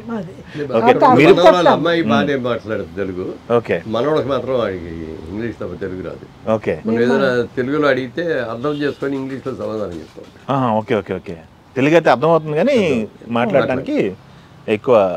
ఓకే, మీరు ఎక్కువ బుక్ రీడర్ అని విన్నాను, ఏ పుస్తకాలు ఎక్కువ చదువుతారమ్మా? ఇది అది కాదండి, ఏం తోసపోతే గాలికి ఎగిరిపోతున్న చెత్త పేపర్ కూడా చదువుతా. అవునా? రోజు న్యూస్ పేపర్ చదువుతుంది, న్యూస్ చూస్తుంది, రోజు పాలిటిక్స్ గురించి కామెంట్ చేస్తూ ఉంటాం ఒక్కోసారి. అవునా? పొలిటికల్ ఫాలో అవుతారా? ఓ ఓకే ఓకే. ఏమిటది మాకు డిస్కషన్ సాయంత్రం పూట కూర్చొని రాత్రి బాగా నిద్ర పట్టిందా లేదా, రోజు పొద్దున్నే నేను వాకింగ్కి వెళ్ళిపోతాను, ఆవిడ చిన్న చిన్న పనులన్నీ వంట మనిషి వచ్చి చేసే లోపల ఏం చేయాలో అన్నీ ఆవిడ చేసేస్తాం. ఓకే, ఇదేంటి వాళ్ళు ఉన్నారు, వాళ్ళు చేస్తారు కదా. అవును, అలా అని చెప్పి నేను ఊరుకుంటే నా ఒళ్ళు పెరిగిపోతుంది, నా యాక్టివ్నెస్ పోతుంది, నా పని నన్ను చేసుకునేవాడిని, నా పనుల్లో మీరు అర్థం రాకండి అని ఆవిడ పనులు ఆవిడ చేసుకుంటారేమో. క్వాలిటీ టైం మా తెలుగు ప్రేక్షకుల కోసం ఇచ్చినందుకు థ్యాంక్ యూ వెరీ మచ్. ఆరోగ్యాలతో నిన్ను రోజులు ఉండాలని కోరుకుంటూ ఆల్ ది బెస్ట్ అమ్మా. థ్యాంక్ యూ అండి.